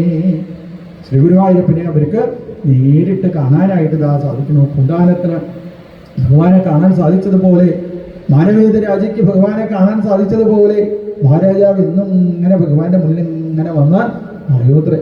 എന്തിനാ അറിയോ കൃഷ്ണ, ഞാൻ രാവിലെ നേരത്തെ നീക്കണത്, ഇങ്ങനെയൊക്കെ ചൂടായിട്ടും ഇങ്ങനെയൊക്കെ മഴയായിട്ടും എന്തിനാ ഞാൻ രാവിലെ നേരത്തെ നീക്കണത് എന്നാണ് വിചാരിച്ചത്? എന്തിനാ ഞാൻ നേരത്തെ നീറ്റ് കുളിക്കുന്നത് എന്നാണ് നീ വിചാരിച്ചത് കൃഷ്ണ? ഞാനൊന്ന് നേരിട്ട് കാണാൻ സാധിക്കുന്ന പലരും പറഞ്ഞു കേട്ടിട്ടുണ്ട് കേട്ടോ. അത് സത്യമാണോ എന്ന് അറിയണം എനിക്ക്. അതുകൊണ്ട് അങ്ങ് ഒരിക്കലും ഇതാ എനിക്ക് ദർശനം തരണേ എന്ന് പ്രാർത്ഥിച്ചപ്പോൾ അങ്ങനെ ഭഗവാനും നോക്കണം. അങ്ങനെയാണെന്ന് വെച്ചാൽ ഒന്ന് കാണിച്ചു കൊടുത്താലും. അങ്ങനെ സ്വപ്നത്തിൽ വന്ന് പറഞ്ഞു, മഹാരാജാവിൻ്റെ സ്വപ്നത്തിൽ പറഞ്ഞു, മഹാരാജാവ് ഇന്ന ദിവസം ഇന്ന സ്ഥലത്ത് വന്ന് നിന്നോളൂ, എന്നെ കാണാൻ പറ്റുമെന്ന് പറഞ്ഞു. അങ്ങനെ ഭഗവാൻ പറഞ്ഞ ആ സമയത്ത് മഹാരാജാവ് പോയി നോക്കിയപ്പോൾ അവിടെ അതാ സുന്ദരനായ ഒരു ഉണ്ണിക്കണ്ണൻ 2-2.5 വയസ്സ് പ്രായത്തില് പാദങ്ങളിൽ സ്വർണത്തിന്റെ പാദസരിക്കണിഞ്ഞ് പട്ടകോണൊക്കെ കൊടുത്ത് അരയിൽ സ്വർണ്ണാഭരണമൊക്കെ അണിഞ്ഞ് കണ്ണ് നന്നായിട്ട് എഴുതി ഗോപിക്കുടിയൊക്കെ അതാ ചാർത്തി തലമുടിയൊക്കെ മുകളിലേക്ക് വെച്ച് കെട്ടി മയിൽപ്പീലി അണിഞ്ഞ ഭഗവാന്റെ ആ സൗന്ദര്യം കണ്ടപ്പോൾ മഹാരാജാവിനെ സഹിച്ചില്ല. മഹാരാജാവ് ഓടി വന്ന് ഉണ്ണിക്കണ്ണനെ എടുക്കാനായിട്ട് പുറപ്പെട്ടപ്പോൾ അശരീരി വാക്കുണ്ടായി. എന്താ അശരീരി വാക്ക്? മഹാരാജാവെ കാണാനേ പറഞ്ഞുള്ളൂ കേട്ടോ, തൊടാൻ പറഞ്ഞില്ല കേട്ടോ. മഹാരാജാവ് വേഗം ഭഗവാന്റെ ആ ശിരസിലുള്ളതായിരിക്കുന്ന മയിൽപ്പീലി ഇതാ കരസ്ഥമാക്കിയിട്ട് ഇങ്ങനെ ഭഗവാനെ കാണാൻ സാധിച്ച അനവധി ഭക്തന്മാര് പൂന്താനം അതേപോലെ കുറൂരമ്മ അല്ലെ ഇവരൊക്കെ ആ ഭഗവാനതാ നേരിട്ടതാക്കാൻ അനവധി ആളുകൾ പണ്ടുണ്ടായിരുന്നു, ഇന്നും ഉണ്ട് അനവധി ആളുകൾ. ഇങ്ങനെ ഭക്തി ഉണ്ടാവണേ എന്ന് ഭഗവാനോട് ഇതാ പ്രാർത്ഥിക്കുന്ന ഭക്തി യോഗത്തിനെ വർണ്ണിച്ചു. പിന്നീടാണ് ഭഗവാനെ ധ്യാനിക്കാനുള്ള ആ മാർഗം പറയുന്നത്. ഒരാളെ ധ്യാനിക്കണമെന്ന് വെച്ചാൽ എന്ത് വേണം? അയാളായിട്ട് നല്ല പരിചയം ഉണ്ടാവണം. ഒരു അച്ഛനും അമ്മയ്ക്കും തൻ്റെ മകൻ എത്ര ദൂരത്തായാലും തിരക്കില്ല, വിചാരിക്കുന്നതിന് മുന്നേ മനസ്സിലേക്ക് കയറി വരും. എന്നാൽ ഭഗവാനെ ധ്യാനിക്കാൻ പുറപ്പെട്ടാലോ എവിടെ കണ്ണടച്ചിരുന്നിട്ടും കാര്യമില്ല, വേറെ ഓരോ കാര്യമൊക്കെയാണ് മനസ്സിലേക്ക് ഇതാ കയറി വരും. അപ്പൊ ഭഗവാനെ ധ്യാനിക്കണം വെച്ചാൽ എന്ത് വേണം? അഷ്ടാംഗ യോഗ മാർഗങ്ങളെ സ്വീകരിക്കാൻ വേണ്ടിയിട്ട് ശ്രമിക്കണം. ആസനം, പ്രാണായാമം, പ്രത്യാഹാരം, ധാരണ, ധ്യാനം, സമാധി തുടങ്ങിയതായ 8 മാർഗങ്ങളിലൂടെ മനസ്സിനെ നിയന്ത്രിച്ച് കമന്ന് കിടക്കുന്ന താമരപ്പൂവിന്റെ ആകൃതിയിലുള്ളതായ ഹൃദയം പകുതി വിരിഞ്ഞ താമരപ്പൂവിന്റെ ആകൃതിയിൽ മലർന്ന് അങ്ങനെ ആ താമരപ്പൂവിന്റെ നേരെ നടുക്ക് അതിമനോഹരമായിരിക്കുന്ന ഭഗവാന്റെ സ്വരൂപത്തിനെ പ്രസന്നവദനാംഭോജം പത്മഗർഭാരുണേക്ഷണം നീരോൽപലതളശ്യാമം ശംഖചക്രഗദാധരം ലസൽ പങ്കജ കിഞ്ചൽക്ക പീതകൗശേയാംബരാധരം. അതിമനോഹരമായിരിക്കുന്ന ഭഗവാന്റെ ആ സ്വരൂപത്തിനെ അങ്ങനെ കണ്ണടച്ച് മനസ്സിലേക്ക് ധ്യാനിക്കാനായിട്ട് സാധിക്കണം.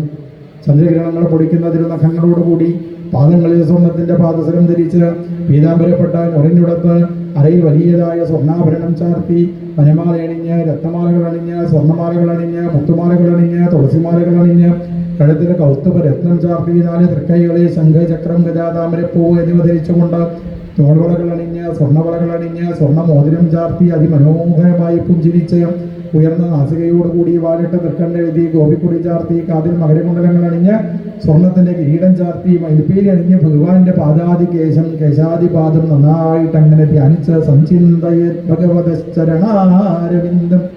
ഭഗവാന്റെ അതിമനോഹരമായിരിക്കുന്ന പാദങ്ങളെ ധ്യാനിക്കുന്നതോടുകൂടി പാദത്തിന്റെ അടിയിലുള്ള 10 ചിഹ്നങ്ങളെ നന്നായിട്ട് ധ്യാനിക്കണം. ഓരോരോ അടയാളങ്ങളെയും മനസ്സിലേക്ക് ധ്യാനിക്കുന്നതിനനുസരിച്ച് വജ്രാങ്കുശധ്വജ സരോരുഹരാഞ്ജനാഢ്യം ഭഗവാന്റെ പാദങ്ങളിൽ ഒരു വജ്രത്തിന്റെ ആകൃതിയുള്ള ഒരടയാളമുണ്ട് അത്ര. ഈ വജ്രം അതിനെ ധ്യാനിക്കാനായിട്ട് നാം പുറപ്പെടുമ്പോൾ അങ്കുശം ആനക്കാരന്റെ കയ്യിൽ തോട്ടിയുള്ളത് പോലെ ഭഗവാന്റെ പാദത്തിന്റെ ചോട്ടിലും ആ ഒരു അടയാളമുണ്ട്. എന്തിനാ ഈ ഭഗവാന്റെ പാദത്തിൽ ഈ ഒരു അടയാളം? നമ്മളൊക്കെ ചിലപ്പോൾ ആദ്യമൊക്കെ അച്ഛൻ പറഞ്ഞത് കേട്ട് അമ്മ പറഞ്ഞത് കേട്ട് രാവിലെ നേരത്തെ നീക്കുക, കുളിക്കുക, അമ്പലത്തിൽ പോവുക, പ്രദക്ഷിണം ചെയ്യുക, ഭഗവാന്റെ തിരുനാമം ജപിക്കുക, സഹസ്രനാമം ജപിക്കുക, നാരായണീയം ജപിക്കുക. പിന്നെ കുറേശ്ശെ ഇങ്ങനെ വളർന്ന് വരുന്ന സമയത്ത് അവർ ചിലപ്പോൾ അതൊക്കെ കുറച്ച് പുറത്തോട്ട്. അപ്പോൾ ഭഗവാൻ എന്ത് ചെയ്യും? ആനക്കാരൻ്റെ കയ്യിലുള്ള തോട്ടി കൊണ്ട് ആനക്കാരൻ ആ ആനയെ പിടിച്ച് നിയന്ത്രിക്കുന്നത് പോലെ ഭഗവാനും അതെ ചിലപ്പോൾ എന്ത് ചെയ്യും? നമ്മളെ കഴുത്തിലേക്ക് ഇങ്ങനെ എടുത്തിട്ട് ഇങ്ങോട്ട് വാ, അങ്ങോട്ട് പോകരുത്, ഇങ്ങോട്ട് വാ എന്ന് പറഞ്ഞ് തൻ്റെ അടുത്തേക്ക് ഭഗവാൻ ആ ഭക്തന്മാരെ ആക്കുന്നു. ഇങ്ങനെ 10 തരത്തിലുള്ള ഭഗവാന്റെ പാദങ്ങളിലുള്ള ആ ചിഹ്നത്തിനെ നന്നായിട്ട് ധ്യാനിക്കാൻ വേണ്ടിയിട്ട് ശ്രമിക്കേണ്ടതാണ്. അതിമനോഹരമായിട്ട് പീതാംബരപ്പെട്ടുകൊടുത്ത് ഭഗവാന്റെ ആ പാദങ്ങളെ ധ്യാനിച്ച് മുട്ടുകളെ നന്നായിട്ട് ധ്യാനിക്കാൻ വേണ്ടി ശ്രമിക്കണം. ആ മുട്ടുകൾ 2 ചെപ്പുകളെ പോലെയാണ്. ആ ചെപ്പുകളിൽ ധാരാളം രത്നങ്ങളാണ് ഉള്ളത്. ആരാണോ ഭഗവാന്റെ പാദങ്ങളിലേക്ക് വേണ്ടി നമസ്കരിക്കുന്നത് നമ്മൾ എല്ലാവിധ ആഗ്രഹത്തിലെയും സാധിപ്പിച്ചു തരുന്നതായ ഭഗവാന്റെ അതിമനോഹരമായിരിക്കുന്ന കാൽമുട്ടുകളെ മനസ്സിലേക്ക് ധ്യാനിക്കാൻ വേണ്ടിയിട്ട് ശ്രമിക്കുന്നതാണ്. ഭഗവാന്റെ കയ്യിലുള്ളതായിരിക്കുന്ന വളകള്, ഭഗവാന്റെ കയ്യിലുള്ളതായിരിക്കുന്ന ആയുധങ്ങളെ നന്നായിട്ട് ധ്യാനിച്ച് ഹാസംഹരേ അവനതാഖില ലോക തീവ്രശോകാശ്രുസാഗര വിശോഷണമത്യുദാരം ഭഗവാന്റെ അതിമനോഹരമായിരിക്കുന്ന പുഞ്ചിരിയെ ധ്യാനിച്ച് അല്ലേ ഭഗവാന്റെ പലതരത്തിലുള്ള ചിരിയെ ധ്യാനിക്കാൻ വേണ്ടി ശ്രമിക്കുക. ഇപ്പൊ കുട്ടികളൊക്കെ ഉണ്ടായിക്കഴിഞ്ഞാൽ മലന്ന് കിടക്കുന്ന കുട്ടികളല്ലേ, അവരെങ്ങനെ ആദ്യമായിട്ട് ചിരിക്കണത് അതിനൊരു പ്രത്യേകത ഉണ്ട്. ആദ്യമായിട്ട് കുട്ടികളെ ചിരിക്കുന്ന സമയത്ത് അല്ലേ, അത് കഴിഞ്ഞാൽ പിന്നെ കുട്ടികളെ ഈ ഉറക്കത്തിൽ ചിരിക്കും. സ്വപ്നമൊക്കെ കണ്ട് കുട്ടികളെ ഇങ്ങനെ ചിരിക്കും അല്ലേ. ഭഗവാനെയൊക്കെ സ്വപ്നം കണ്ട കുട്ടികൾ ഇങ്ങനെ ചിരിക്കുന്നത് കണ്ടില്ല, ഇടയ്ക്കിടയ്ക്ക് ഇങ്ങനെ ഉറക്കത്തിൽ കുട്ടികളെ ചിരിക്കുന്നത്, അതേപോലെ ഭഗവാൻ അതാ ചിരിക്കുന്നത്. പിന്നെ കുട്ടികളൊക്കെ ആദ്യമായിട്ട് പല്ല് വരുന്ന സമയത്തുള്ള ഒരു പ്രത്യേക ചിരിയുണ്ടല്ലേ, ആദ്യമായിട്ട് പല്ല്, അതെ പണ്ടത്തെ പോലുള്ള ചിരിയല്ല, പല്ല് വന്നു കഴിയുമ്പോൾ ചിരിക്കുക, അപ്പോൾ ഇവരുടെ ഛായയൊക്കെ കുറേശ്ശെ മാറും. അങ്ങനെ ശ്രീകൃഷ്ണ ഭഗവാൻ അതാ ചിരിക്കുന്നത് അല്ലേ. അത് കഴിഞ്ഞാൽ പിന്നെ ഭഗവാന്റെ ആ പല്ല് മുല്ലമൊട്ട് പോലെ പല്ല് വരും. അങ്ങനെ മുല്ലമൊട്ട് പോലെ പല്ല് വന്നു കഴിഞ്ഞാൽ ചിരിക്കണേന് എന്താ പറയുക, കുന്തഹാസം എന്ന് പറയും. മന്ദഹാസം കുന്തഹാസം അല്ലേ. മന്ദഹാസം എന്ന് പറഞ്ഞാലും മെല്ലെ ചിരിക്കണേന് എന്താ പറയുക, മന്ദഹാസം എന്ന് പറയും. കുന്തഹാസം എന്ന് പറഞ്ഞാലോ ഇങ്ങനെ താമരമുട്ടിനെ പോലെ പല്ല് വരുന്ന സമയത്ത് കുട്ടികളെ ചിരിക്കും. അങ്ങനെ ഭഗവാൻ ചിരിക്കണതിനെ ഓർക്കാനായിട്ട് ഇതാ സാധിച്ചു. അങ്ങനെ കുറച്ചും കൂടിയൊക്കെ പല്ല് വന്നിട്ടുള്ള ചിരി, പിന്നെ ആൾക്കാരുടെ ഒരു ചിരി ഉണ്ട്, ഭഗവാനെ പറയാതിരിക്കുക ഇതല്ലേ. പിന്നെ വയസ്സായി കഴിഞ്ഞാൽ പല്ലൊക്കെ പോയാലൊരു ചിരിയുണ്ട്, അങ്ങനത്തെ ചിരി ഇതുവരെ കണ്ടില്ലേ ഭഗവാൻ. അങ്ങനെയുള്ള ഭഗവാന്റെ ചിരി ഒന്ന് ആലോചിച്ച് നോക്കൂല്ലേ. ശ്രീകൃഷ്ണ ഭഗവാന് പല്ലൊക്കെ പോയിട്ട് ഭഗവാൻ ഇങ്ങനെ ചിരിക്കണത് എന്ത് രസം ഉണ്ടാവൂലേ ഭഗവാന്റെ ചിരി. അങ്ങനെ ആ ശ്രീകൃഷ്ണ ഭഗവാന്റെ പലതരത്തിലുള്ള ചിരിയെ ഓർത്തുകൊണ്ട് ഹാസം ഹരേ അവനതാഖില ലോക തീവ്ര ശോക അശ്രുസാഗര വിശോഷണമത്യുദാരം. നമ്മളെ ജീവിതത്തിലേക്ക് കയറി വരുന്നതായ ദുഃഖങ്ങളെ കൊണ്ടുള്ള കണ്ണുനീരിനെ ഇല്ലാതാക്കുന്ന ഭഗവാന്റെ അതിമനോഹരമായിരിക്കുന്ന പുഞ്ചിരിയെ ധ്യാനിക്കാനായിട്ട് ഇതാ സാധിക്കണം. സോപ്യേതയാ ചരമയാ മനസോ നിവൃത്യാം. പിന്നീട് ആ ഭഗവാനിലേക്ക് അങ്ങനെ ലയിച്ച് ലയിച്ച് ലയിച്ച് ലയിച്ച് ലയിച്ച് ഞാൻ ഭഗവാൻ തന്നെയാണ് എന്നുള്ള ഭാവത്തിലേക്ക് ഇതാ എത്തിച്ചേരുമ്പോൾ അപ്പോഴാണ് നമുക്ക് പരമമായിരിക്കുന്ന ആനന്ദത്തിലേക്ക് എത്തിച്ചേരാനായിട്ട് ഇതാ സാധിക്കുന്നത്. ധ്യാനിച്ച് ധ്യാനിച്ച് ധ്യാനിച്ച് ധ്യാനിച്ച് ബ്രഹ്മരന്ധ്രത്തിലൂടെ ഒരു ആനന്ദധാര ഇങ്ങനെ ഒഴുകാനായിട്ട് ഇതാ. ആ ആനന്ദധാര ഒഴുകാനായിട്ട് പുറപ്പെടുമ്പോൾ നമ്മളൊന്നും അറിയണില്ല, പരമമായിരിക്കുന്ന ആനന്ദത്തിൽ അങ്ങനെ ഇരിക്കാനായിട്ട് ഇതാ സാധിക്കുന്നു. അപ്പൊ ചോദിച്ചു എത്ര തരത്തില് ഭക്തി ഉണ്ടാകും ചോദിച്ചു. അപ്പൊ കൃത്യമായിട്ട് പറയാൻ പറ്റിയ ഓരോരോ ആൾക്കാർക്കും ഓരോ തരത്തിലാ ഭക്തി. എൻ്റെ ഭക്തിയാണോ വേറൊരാളുടെ ഭക്തി എന്ന് പറയാൻ പറ്റില്ല. എന്നാലും ആളുകൾക്ക് മനസ്സിലാവാൻ വേണ്ടി 4 തരത്തിലുള്ള ഭക്തിയെ വർണ്ണിച്ചു. അതാണ് താമസ ഭക്തി, രാജസ ഭക്തി, സാത്വിക ഭക്തി, നിർഗുണ ഭക്തി. ആരാ താമസ ഭക്തന്മാര് പറയാ, അഭിസന്ധായയോ ഹിംസാം ദംഭം മത്സര്യമേവ സംരംഭി ഭിന്ന ദൃക്ഭാവം മയി കുര്യാൽ സ താമസ. അങ്ങനെയുള്ള ആൾക്കാരാണ് താമസ ഭക്തന്മാര്. ചിലവര് അമ്പലത്തിലൊക്കെ വന്ന് ഭദ്രകാളിയുടെ ക്ഷേത്രത്തിലൊക്കെ വന്ന് ദേവിയുടെ മുന്നിൽ അങ്ങനെ പോയി ഇങ്ങനെ കരയണത് കാണുമ്പോൾ അടുത്തിരിക്കുന്ന ആൾക്കാർക്ക് തോന്നി എന്തോ അപകടം കേട്ടോ, ജീവിതത്തിൽ എന്തോ അപകടം. ഭഗവാൻ ആ അപകടം ഉണ്ടായിരുന്നില്ല. എന്താ അറിയോ, ദേവിയോട് പ്രാർത്ഥിക്കണത് ഭദ്രകാളി ദേവിയോട്. അമ്മേ സഹിക്കുന്നില്ല കേട്ടോ, അമ്മ എൻ്റെ വീടിൻ്റെ അടുത്തുള്ള ആ സ്ത്രീ, ആ സ്ത്രീക്ക് ആദ്യം ഒരു കാറുണ്ട്, പോരാത്തതിന് ഇന്നലെ ആ പുതിയ ഒരു കാറ് വാങ്ങി കാണുന്ന സമയത്ത് സഹിക്കണില്ല കേട്ടോ, അമ്മയെ സഹിക്കണില്ല കേട്ടോ.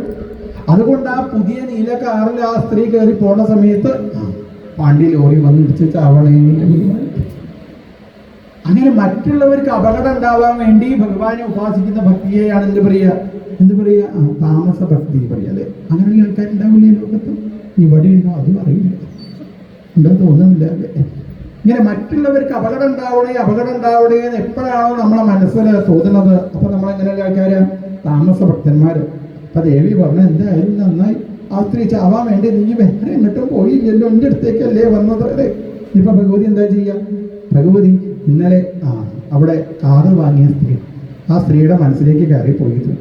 ആ സ്ത്രീ തൻ്റെ ഭർത്താവിൻ്റെ അടുത്ത് പോയി പറഞ്ഞു, അതേ മനുഷ്യ, നമ്മൾ കാറ് വാങ്ങിച്ചാൽ എത്ര 32 ലക്ഷം റുപ്യ കാറിന് വില.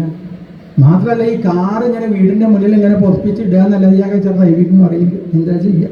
ഇതൊന്നും എടുത്ത് പുറത്തേക്ക് കൊണ്ടുപോയാലല്ലേ 4 ആൾക്കാർ കാണുള്ളൂ അല്ലേ. എൻ്റെ ബന്ധുക്കളുടെ അടുത്തേക്കൊക്കെ ഇതൊക്കെ കാണിക്കണത് കൊണ്ടുപോയി ഡ്രൈവിങ് അറിയണ്ടേ, എന്താ ചെയ്യുക. ഭാര്യയുടെ സൂത്രം പറഞ്ഞു കൊടുത്തു അത്രേ. അത് മകൻ്റെ പിറന്നാള് അടുത്ത ഞായറാഴ്ച, അതുകൊണ്ട് കുറച്ച് ആൾക്കാരെയൊക്കെ നമുക്കിതാ വിളിക്കാം. അങ്ങനെ എല്ലാവരെയും വിളിക്കുന്ന സമയത്ത് എല്ലാവരെയും വിളിക്കാനായിട്ട് പോയപ്പോൾ ഇന്നലെ അമ്പലത്തിൽ പോയി പ്രാർത്ഥിച്ച സ്ത്രീയുടെ അടുത്തേക്കും പോയി ഇത്രേ. എന്നിട്ട് ആ സ്ത്രീയോട് പറഞ്ഞു, അതെ മകൻ്റെ പിറന്നാൾ അടുത്ത ഞായറാഴ്ച, കുറച്ച് ആൾക്കാരെയൊക്കെ എന്തായാലും വിളിക്കുന്നുണ്ട്, രാത്രിയാണ് പരിപാടി, ചപ്പാത്തിയും കറിയൊക്കെ ഓർഡറാക്കി ഇനിയാണ് എടുക്കുന്നത്, അതുകൊണ്ട് ഇതാ നെയ്യൂടി വരണമെന്ന് പറഞ്ഞു. അല്ല നീ കേട്ടു, പിറന്നാളിന് ക്ഷണിക്കാൻ വേണ്ടി വന്നതല്ല, എന്തിനാ വന്നത്, കാറ് വാങ്ങിയ കഥ പറയാൻ വേണ്ടി വന്നത്. അല്ല നീ കേട്ടിട്ടുണ്ടാവും ചിലപ്പോൾ ഞങ്ങൾ കാറൊക്കെ. അല്ല കേൾക്കാതിരിക്കില്ല, എനിക്കറിയാം. നീയിപ്പോൾ നിനക്ക് വല്ല ഗുരുവായൂർക്കറ്റം പോയിച്ചാൽ നീ എന്തിനാ വേറെ കാറ് ഇതാ വിളിക്കണം, എൻ്റെ കാറില്ല അതിൽ പോയി കൂടെ ചോദിച്ചു അത്രേ. അപ്പം ഇന്നലെ അമ്പലത്തിൽ പോയി പ്രാർത്ഥിച്ച ആ സ്ത്രീക്ക് തോന്നി ഇത്ര നല്ല സ്ത്രീയായിരുന്നു ഭഗവാനെ ഞാൻ അറിഞ്ഞില്ല കേട്ടോ. പിറ്റേ ദിവസം ഓടി വന്നു അത്രേ അമ്പലത്തേക്ക്. എന്നിട്ട് ഭഗവതിയോട് പറഞ്ഞു, അമ്മയെ ഞാൻ ഇന്നലെ പറഞ്ഞത് തെറ്റിപ്പോയിട്ടോ, ആ സ്ത്രീ ഇത്ര നല്ല സ്ത്രീ എന്ന് ഞാൻ അറിഞ്ഞില്ല കേട്ടോ അമ്മേ. അതുകൊണ്ട് ആ സ്ത്രീ പുതിയ കാറിൽ ഇങ്ങനെ കയറി പോണ സമയത്ത് വണ്ടി ലോറിയൊന്നും വന്ന് ഇടിച്ചു അവരുതേ ഭഗവാനില്ല. മാത്രമല്ല ഇനിയിപ്പോൾ ഞാനിട്ട് അറിയാതെ അതിൽ കയറി പോണ സമയത്ത് ആ ലോറി വന്ന് ഇടിച്ചത് വെച്ചാലോ അപകടം അതിലേക്ക് അതെ. ഇങ്ങനെ ദുഷ്ടമായിരിക്കുന്ന ആശയത്തോട് കൂടിയിട്ട് ഭഗവാനെ ഉപാസിക്കുന്ന ഭക്തിക്കാണ് എന്ത് പറയുക, താമസ ഭക്തി എന്ന് പറയുക. താമസ ഭക്തി ചിലപ്പോൾ നമ്മളും അങ്ങനെയൊക്കെ ചിലപ്പോൾ പ്രാർത്ഥിച്ച് പോകൂലേ, ഓരോരോ ആൾക്കാർ ഓരോന്ന് കാണിക്കാൻ പുറപ്പെട്ടാലുള്ള സ്ഥിതി ആലോചിച്ച് നോക്കൂലേ. അങ്ങനെ നമ്മളെ മനസ്സിൽ തോന്നിക്കഴിഞ്ഞാൽ അവർ താമസ ഭക്തന്മാരായിട്ട് മാറി. അപ്പോൾ ഭക്തി രാജസ ഭക്തി എങ്ങനെയുള്ളവരാ രാജസ ഭക്തന്മാരെ ചോദിച്ചാൽ അവർ അമ്പലത്തിൽ വരും, പ്രദക്ഷിണം ചെയ്യും, ഭഗവാനെ വേണ്ടി നമസ്കരിക്കും. അവര് അമ്പലത്തിൽ വരുന്നത് വരെ, ശ്രീകോവിലിന്റെ അടുത്ത് എത്തുന്നത് വരെ ഈശ്വരൻ ഉണ്ട് എന്നുള്ള ചിന്തയൊന്നുമില്ല. ശ്രീകോവിൽ ഭഗവാനെ നമ്മളതാ ഭഗവാൻ ഇരിക്കുന്നുണ്ട്, ശ്രീകോവിലിൽ ഭഗവാനുണ്ട്, അതുവരെ ഭഗവത്കാര്യ ചിന്തകളൊന്നുമില്ല. വരുന്നത് വരെ ഓരോന്ന് മറ്റുള്ളവരിൽ ആൾക്കാരൊക്കെ ഓരോന്ന് പറഞ്ഞ് ശ്രീകോവിലിന്റെ മുന്നിൽ അങ്ങനെ എത്തുന്ന സമയത്ത് എന്തൊരു ഭക്തിയത വിചാരിച്ച തല താഴ്ത്തി, ഞാൻ എന്നും ഇങ്ങനെ തന്നെ ആട്ടോ, സപ്താഹ മണ്ഡപത്തിന് മുൻപൊക്കെ ഇരിക്കുമ്പോൾ അങ്ങനെയാണല്ലോ, ഞാൻ എന്നും ഇങ്ങനെ തന്നെ ആട്ടോ, എൻ്റെ അടുത്തൊന്നും ഒരു തെറ്റ് കുറ്റം വരാറില്ല കേട്ടോ അത് പറഞ്ഞ തല താഴ്ത്തിയിരിക്കുന്നത് പോലെ ശ്രീകോവിലിന് മുന്നേ ഇങ്ങനെ തല താഴ്ത്തി നിൽക്കൂത്രേ. ആരെങ്കിലുമൊക്കെ തൊഴാനായിട്ടുണ്ടെന്ന് കൊടുക്കും, കൈ കൊടുക്കും, മാറിക്കണം, ഞാൻ തോന്നിട്ട് പോലെ എന്നുള്ള രീതിയിലല്ലേ ഞാൻ ആരാധന വിചാരിച്ചത്. ഇവിടുത്തെ ഏറ്റവും കൂടുതൽ പൈസ ഇല്ലയാണ് ഞാൻ ഇവിടുന്ന് തൊഴുന്ന സമയത്ത് വേറെ ആൾ തൊഴും എന്നൊക്കെ പറഞ്ഞാൽ കൈ കൊണ്ടൊന്ന് അങ്ങോട്ടും ഇങ്ങോട്ടും മാറ്റിയില്ലേ. ഇങ്ങനെ ഭഗവാന്റെ മുന്നിൽ അങ്ങനെ നിൽക്കണു. അവര് അമ്പലത്തിൽ വരുന്നു, വഴിപാടൊക്കെ കഴിക്കും. എന്തിനാ വഴിപാട് കഴിക്കണം? പ്രസാദം കിട്ടാൻ വേണ്ടി വഴിപാട് കഴിക്കണ ഭക്തിക്കാണെന്ന് പറയാം രാജസ ഭക്തി എന്ന് പറയാം. അമ്പലത്തിൽ അതെങ്ങനെ ചോദിച്ചു കഴിഞ്ഞാൽ അവര് എന്തായാലും അടുത്ത ഞായറാഴ്ച കുറച്ച് ആൾക്കാർ വരുന്നുണ്ട്. ഈ വരുന്ന ആൾക്കാർക്കൊക്കെ പായസം കൊടുക്കുക. ഈ ഭർത്താവിനാഴ്ച എന്തൊരു നിയമം അറിയില്ല, വരുന്ന ആൾക്കാർക്ക് എന്തായാലും പായസം കൊടുക്കുക വേണം. അപ്പോൾ ഈ സ്ത്രീ ആലോചിച്ചു, ഞാൻ എന്തിനാ ഇവിടെ ഇരുന്ന് ഇങ്ങനെ പുകയും കൊണ്ട് പായസം ഉണ്ടാക്കുന്നത്? ഭഗവാൻ അമ്പലത്തിലെ തിരുമേനി അയച്ചാൽ അസലായിട്ട് പായസം ഉണ്ടാക്കാൻ അറിയുന്നയാൾ. അമ്പലത്തിൽ പായസം അയച്ചാൽ 10 ഉറുപ്പ്യ എഴുതുമായിരുന്നു. ഭഗവാൻ 10 ഉറുപ്പ്യക്ക് പായസം ചീട്ടാക്കി ഒരു പായസം വാങ്ങാൻ വരുന്ന വരവ് കണ്ടം വീട്ടിലെ ഏറ്റവും വലിയ കണ്ടെയ്നർ എടുത്തിട്ടാണ്. എന്നിട്ട് ആ പാത്രം എടുത്ത് നേരെ മുന്നിൽ അങ്ങോട്ട് അടച്ച് വെക്കുക, കമത്തി വെച്ച്. എന്ന് പറഞ്ഞ തിരുമേനിയോട്, തിരുമേനി ഞാൻ പായസം ചീട്ടാക്കിയതാണ്, മര്യാദയ്ക്ക് പായസം കൊണ്ടുവന്നുള്ളൂ. അപ്പോൾ തിരുമേനി അവിടെ ഇരുന്ന് പറയും, നിങ്ങൾ 10 ഉറുപ്പ്യൻ്റെ പായസമല്ലേ ചീട്ടാക്കിയത്, അതിന് ഇത്ര വലിയ പാത്രത്തിൻ്റെ ഒന്നും ആവശ്യമില്ല. ആ പായസം കൊടുക്കാൻ വേണ്ടി ഞങ്ങളിവിടെ പ്രത്യേകമായിട്ട് പാത്രം വാങ്ങിയിട്ടുണ്ട്. ഇത് പാത്രം ഇതിങ്ങനെ ഹോമിയോ ഗുളിയൊക്കെ ഇട്ടിരിക്കണ പാത്രത്തിൽ, അല്ലാതെ 10 ഉറുപ്പ്യക്ക് ഇതിലധികം പായസം കൊടുക്കാൻ പറ്റൂലേ. പഞ്ചസാരക്കൊക്കെ എന്താ വില എന്നാണ് വിചാരിച്ചത്. അപ്പൊ ഇങ്ങനെ വഴിപാട് കഴിക്കണം, തനിക്ക് പ്രസാദം കിട്ടണമെന്ന് വിചാരിച്ച് വഴിപാട് കഴിക്കുന്ന ആൾക്കാരെയാണെന്ന് പറയാ രാജസ ഭക്തന്മാര് എന്ന് പറയും. പ്രസാദം കിട്ടണം. അപ്പൊ അതിന് ഉയർന്ന ഭക്തിയാണെന്ത്?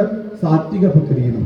അപ്പൊ സാത്വിക ഭക്തന്മാരെങ്ങനെയാ വെച്ചാൽ അവര് അമ്പലത്തിൽ വരും, പ്രദക്ഷിണം ചെയ്യും, ഭഗവാനെ വേണ്ടി നമസ്കരിക്കും, വഴിപാടൊക്കെ കഴിക്കും. പക്ഷെ പ്രസാദം കിട്ടണമെന്ന് വലിയ നിർബന്ധമൊന്നുമില്ല, അതൊക്കെ ഞാൻ കുറച്ച് കഴിക്കുക അത്രയേ ഉള്ളൂ. അങ്ങനെയുള്ള ഭക്തിയെയാണെന്ന് പറയാ സാത്വിക ഭക്തി എന്താ പറയും. അപ്പൊ ഇതിലും ഉയർന്നതായിരിക്കുന്ന ഭക്തിയാണ് നിർഗുണ ഭക്തി. നിർഗുണ ഭക്തന്മാരെങ്ങനെയാ ചോദിച്ചാൽ, അമ്പലത്തില് ശ്രീകോവിലുള്ള ആ ഭഗവത് ചൈതന്യം തന്നെയാണ് എൻ്റെ ശരീരത്തിനുള്ളിൽ ഇരിക്കുന്നത്. അതേ ജീവചൈതന്യം തന്നെയാണ് ഇവിടെ ഏത് പക്ഷി മൃഗാദികളിലും ഇരിക്കുന്നത്.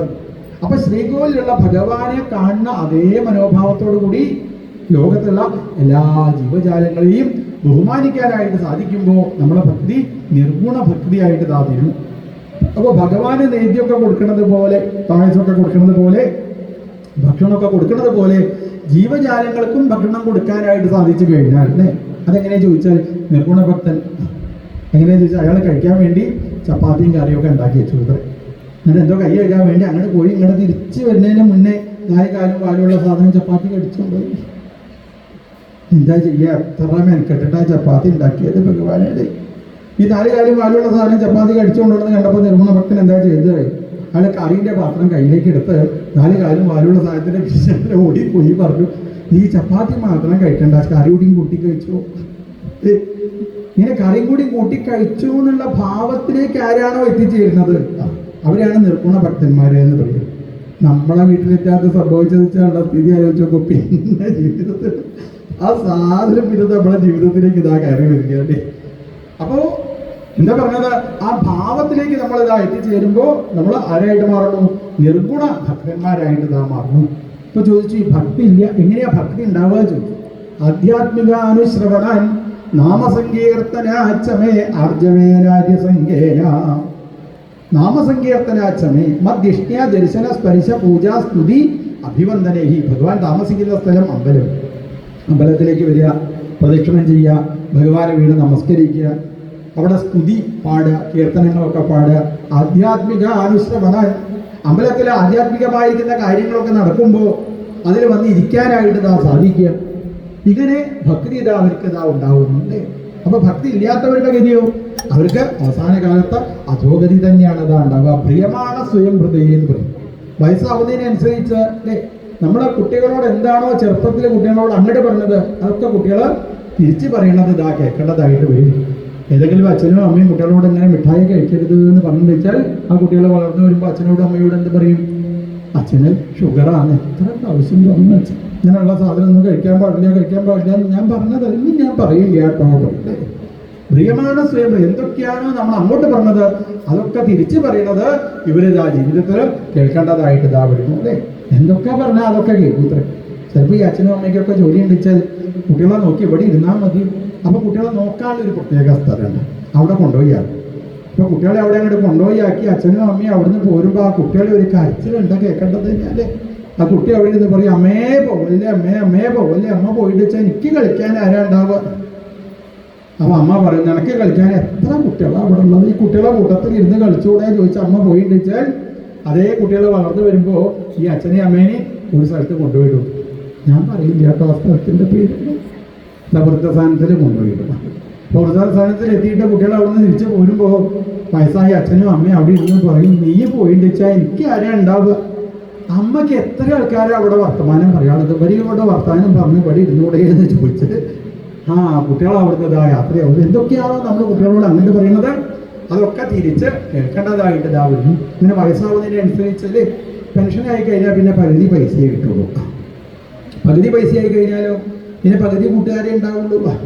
അതുവരെ 8 ചക്രമുള്ള വാഹനമൊക്കെ മുന്നിൽ വന്നിരുന്നു വെച്ചാൽ പിന്നെ 4 ചക്രമുള്ള വാഹനം, പിന്നെ 2 ചക്രമുള്ള വാഹനം, അങ്ങനത്തെ ആൾക്കാരൊക്കെ എടുത്തിങ്ങനെ പൈസ കുറയുന്നതിനനുസരിച്ച് ശ്രീയാവിഹീന കൃപണ. എങ്ങനെയാണോ തൻ്റെ കയ്യിലുള്ള പൈസ ഇങ്ങനെ കുറഞ്ഞു വരുന്നത് അതിനനുസരിച്ച് കൂട്ടുകാരുടെ എണ്ണമൊക്കെ ഇങ്ങനെ കുറഞ്ഞതാ വരുന്നു. അങ്ങനെ വയസ്സാവുന്നതിനനുസരിച്ച് വയ്യാതായി അങ്ങോട്ട് കടക്കുക എന്ന് ഉറപ്പായി കഴിഞ്ഞാൽ അപ്പം പിന്നെ ഒരു പൗരസമ്മതി ഉണ്ടാവത്ര എവിടെയൊക്കെ അല്ലേ. എന്നിട്ട് അവർ പറയും അയാൾ എത്ര കേമനായിട്ടില്ല ആളാണ്, അയാൾ ഇതുവരെ ഒരു ആദരിക്കാൻ സാധിച്ചില്ല കേട്ടോ. വയ്ക്കുന്ന സമയത്ത് ഒരാളും ആദരിക്കില്ല, വയ്യാതെ അങ്ങനെ കടക്കുന്ന സമയത്ത് ഇനി അങ്ങോട്ട് പോവുകയായി എന്ന് ഉറപ്പായാൽ ആൾക്കാർ ആദരിക്കില്ല. ആൾക്കാർ ഇതാ വരുള്ളൂല്ലേ. അത് ആദരിക്കാൻ കൂട്ടിക്കൊണ്ടുപോകണത് കണ്ടത് തന്നെയാണ് ഭഗവാൻ. ഓരോരോ ആൾക്കാർ ആ സ്റ്റേജിൻ്റെ മുകളിലേക്ക് പിടിച്ച് കയറ്റുന്നത് കാണേണ്ടതല്ലേ. അങ്ങനെ അതാ എങ്ങനെയൊക്കെയോ അതിൻ്റെ മുകളിലേക്ക് അങ്ങനെ പോകാൻ വേണ്ടി കാറൊക്കെ ഉണ്ടാവും. എന്നിട്ട് തിരിച്ചു വരുന്ന സ്ഥിതി പറയാതിരിക്കുക ചെയ്ത് കാറിലൊക്കെ കൂട്ടിക്കൊണ്ടുപോയി മെല്ലെ പിടിച്ച് അതിൻ്റെ മുകളിലേക്ക് കയറ്റി. എന്നിട്ട് ഇവർ ഈ പൊന്നാടി എണീക്കുക എന്നാ പറയുക.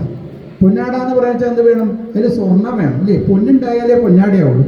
പൊന്നാടാന്ന് പറഞ്ഞൊരു സാധനം ഇവിടുന്ന് നോക്കി കഴിഞ്ഞാൽ ചാലക്കുടി പോടാ വരെ കാണാം. അങ്ങനത്തെ ഒരു സാധനം എടുത്ത് കഴുത്തിലേക്ക് അങ്ങോട്ട് എടുത്തിടും. ഇത്രയും കഴുത്തിലേക്ക് എടുത്ത് ചില ആൾക്കാരൊക്കെ പൊന്നാടി അണിയിച്ചാൽ കാണാറുണ്ട് അല്ലേ. എന്താ ചെയ്യുക? അവർ അണിയിച്ച പൊന്നാടെടുത്ത് അപ്പം തന്നെ പുറത്തേക്ക് ഇടും. ഇത് വിനയം കൊണ്ട് വെക്കണതല്ല, പിന്നെ കഴുത്തിലിട്ട് കഴിഞ്ഞാൽ ചൊറിഞ്ഞിട്ട് വയ്യ അതന്നെ. അങ്ങനത്തെ ഒരു സാധ്യത എങ്ങനെയാണ് പൊന്നാടിയാവുക അല്ലെ. ഇത് എന്തിനു വേണ്ടിയിട്ടായി പൊന്നാടി അടിക്കുന്നത്? ഇത് ഇയാൾക്ക് വേണ്ടിയിട്ടൊന്നുമല്ല, ഈ പൗരസമിതിക്ക് ഒരു കേമത്തം കിട്ടാൻ വേണ്ടി ഞങ്ങളും അത് നടത്തിയെന്ന് കാണിക്കാൻ വേണ്ടിയിട്ടല്ലേ.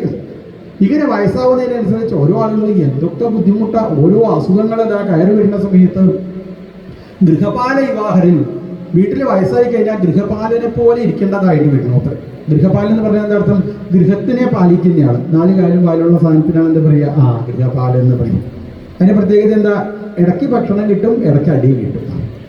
ഒരു ദിവസം ഇങ്ങനെ ഗൃഹനാഥൻ വീട്ടിൽ ഭക്ഷണമൊക്കെ ഉണ്ടാക്കി എന്തോ കൈ കഴുകാൻ വേണ്ടി അപ്പുറത്തേക്ക് പോയപ്പോൾ ഗൃഹപാലൻ വന്നു നോക്കിയത് 4 കാലും വാലുള്ള സാധനം വന്നു നോക്കിയപ്പോൾ വാതിൽ തുറന്നിട്ടതാ. നല്ല സൗകര്യം. വേഗം അകത്ത് കയറി കുറേ ഭക്ഷണം കിട്ടി, വേഗം എടുത്തതാ കഴിച്ചു. ഗൃഹനാഥൻ വന്നു നോക്കിയപ്പോഴോ അയ്യോ ഉണ്ടാക്കി വെച്ച സാധനമൊക്കെ കണ്ടോ ഈ ദേവ ഭഗവാനെ അതൊക്കെ അറിയാൻ പറ്റും. പിറ്റേ ദിവസം ഉച്ചയായപ്പോൾ ഇയാൾ അറിയാതെ വാതിൽ തുറന്നിട്ടതല്ല, അറിഞ്ഞ് വാതിൽ തുറന്നിട്ടതാ അത്രേ. അപ്പോൾ ഗൃഹപാലൻ വന്നു നോക്കിയപ്പോൾ 4 കാലും വാലുള്ള സാധനം വന്നു നോക്കിയപ്പോൾ അത് ഭക്ഷണം കഴിക്കാൻ വന്നപ്പോൾ അതിന് ഭക്ഷണം അല്ല കിട്ടിയത്, പിന്നെയോ നല്ലൊരു അടിയാണ് കിട്ടിയത്. ഇതേപോലെ ആ വയസ്സായി കഴിഞ്ഞെന്ന് വെച്ചാൽ വയസ്സാവുന്നതിനനുസരിച്ച് ഇങ്ങനെ കുട്ടികളിങ്ങനെ നല്ലതൊക്കെ പറയൂ. നല്ലത് ഇങ്ങനെ ഇതുവരെ നല്ലതൊക്കെ പറയുള്ളൂ, ഇതുവരെ നല്ലത് പറയാതെ അച്ഛൻ്റെ അമ്മേൻ്റെ ഭാഗം തൻ്റെ അടുത്ത് ആധാരം തൻ്റെ അടുത്താവുന്നത് വരെ എന്തൊരു സ്നേഹ കുട്ടികൾക്ക് എന്നാണ് വിചാരിച്ചത്. അതുകൊണ്ട് മുഴുവൻ കൊടുക്കരുത്, കൊടുത്താൽ കഴിഞ്ഞു. നന്നായിട്ട് ശ്രദ്ധിക്കണം. അപ്പോൾ അതൊക്കെ കിട്ടണത് വലിയ ആൾക്കാർക്ക് ചിരിയുള്ളൂ അല്ലേ? അതായത് കിട്ടിക്കഴിഞ്ഞാലോ പിന്നെ ചിലപ്പോൾ അടി അത്ര കിട്ടുക അല്ലേ? പിന്നെ കുറേശ്ശെ ഇങ്ങനെ രസം ഇങ്ങനെ മാറി മാറി ഇതാ വരും. ഇങ്ങനെ അമ്മയ്ക്ക് എന്താ ഒന്ന് നന്നായിട്ടൊന്നും ഉണ്ടാവില്ല, നന്നായിട്ടൊന്നും ഇതാണെന്നൊക്കെ പറഞ്ഞിട്ട് അല്ലേ? നോക്കിയിരുന്നൂടെ? കുട്ടികളെയും നോക്കിയാൽ പേരക്കുട്ടികളെയും നോക്കി വീട്ടിലിരിക്കേണ്ടതായിട്ട് വരും. അത്ര ഗൃഹപാലം എന്ന് പറഞ്ഞാൽ ഗൃഹത്തിനെ പാലിച്ചിരിക്കും. പേരക്കുട്ടികളൊക്കെ ആരാ നോക്കുക? അച്ഛനാണോ അമ്മയാണോ മുത്തശ്ശനാണോ മുത്തശ്ശിയാണോ അല്ലേ? മുത്തശ്ശനാവണത് വരെ പേരക്കുട്ടി ഉണ്ടാവണേ പേരക്കുട്ടി ഉണ്ടാവണേ പേരക്കുട്ടി ഉണ്ടാവണേ ഏതൊക്കെ ഭഗവാന്റെ അടുത്ത് വന്ന് മകന് കുട്ടി ഉണ്ടായില്ല മകന് കുട്ടി ഉണ്ടായില്ല മകന് കുട്ടി ഉണ്ടായില്ല പറഞ്ഞ എന്തൊക്കെ ഒരുപാടാ കഴിക്കാന്നാ വിചാരിച്ചത്. കുട്ടി അങ്ങോട്ട് ഉണ്ടായി കഴിഞ്ഞാലുള്ള സ്ഥിതി പറയാതിരിക്കുക. ഇത് എനിക്ക് എങ്ങോട്ട് പോവാ? അമ്പലത്തിൽ തിരുമേനി കുട്ടീനെ നോക്കണ്ടേത് ഇത് നോക്കണ്ടേ? ഇതാ ചെയ്യാ പേരക്കുട്ടികളെ നോക്കിയാൽ ഇരിക്കാന്നല്ലാതെ അമ്പലത്തിലെ സപ്താഹത്തിന് വരാൻ സമയമില്ല. അമ്പലത്തിൽ എന്തെങ്കിലും പരിപാടി ഉണ്ടിച്ചാൽ വരാതെ കുട്ടികളെ നോക്കി വീട്ടിൽ എന്ത് ഗൃഹപാലനെ പോലെ.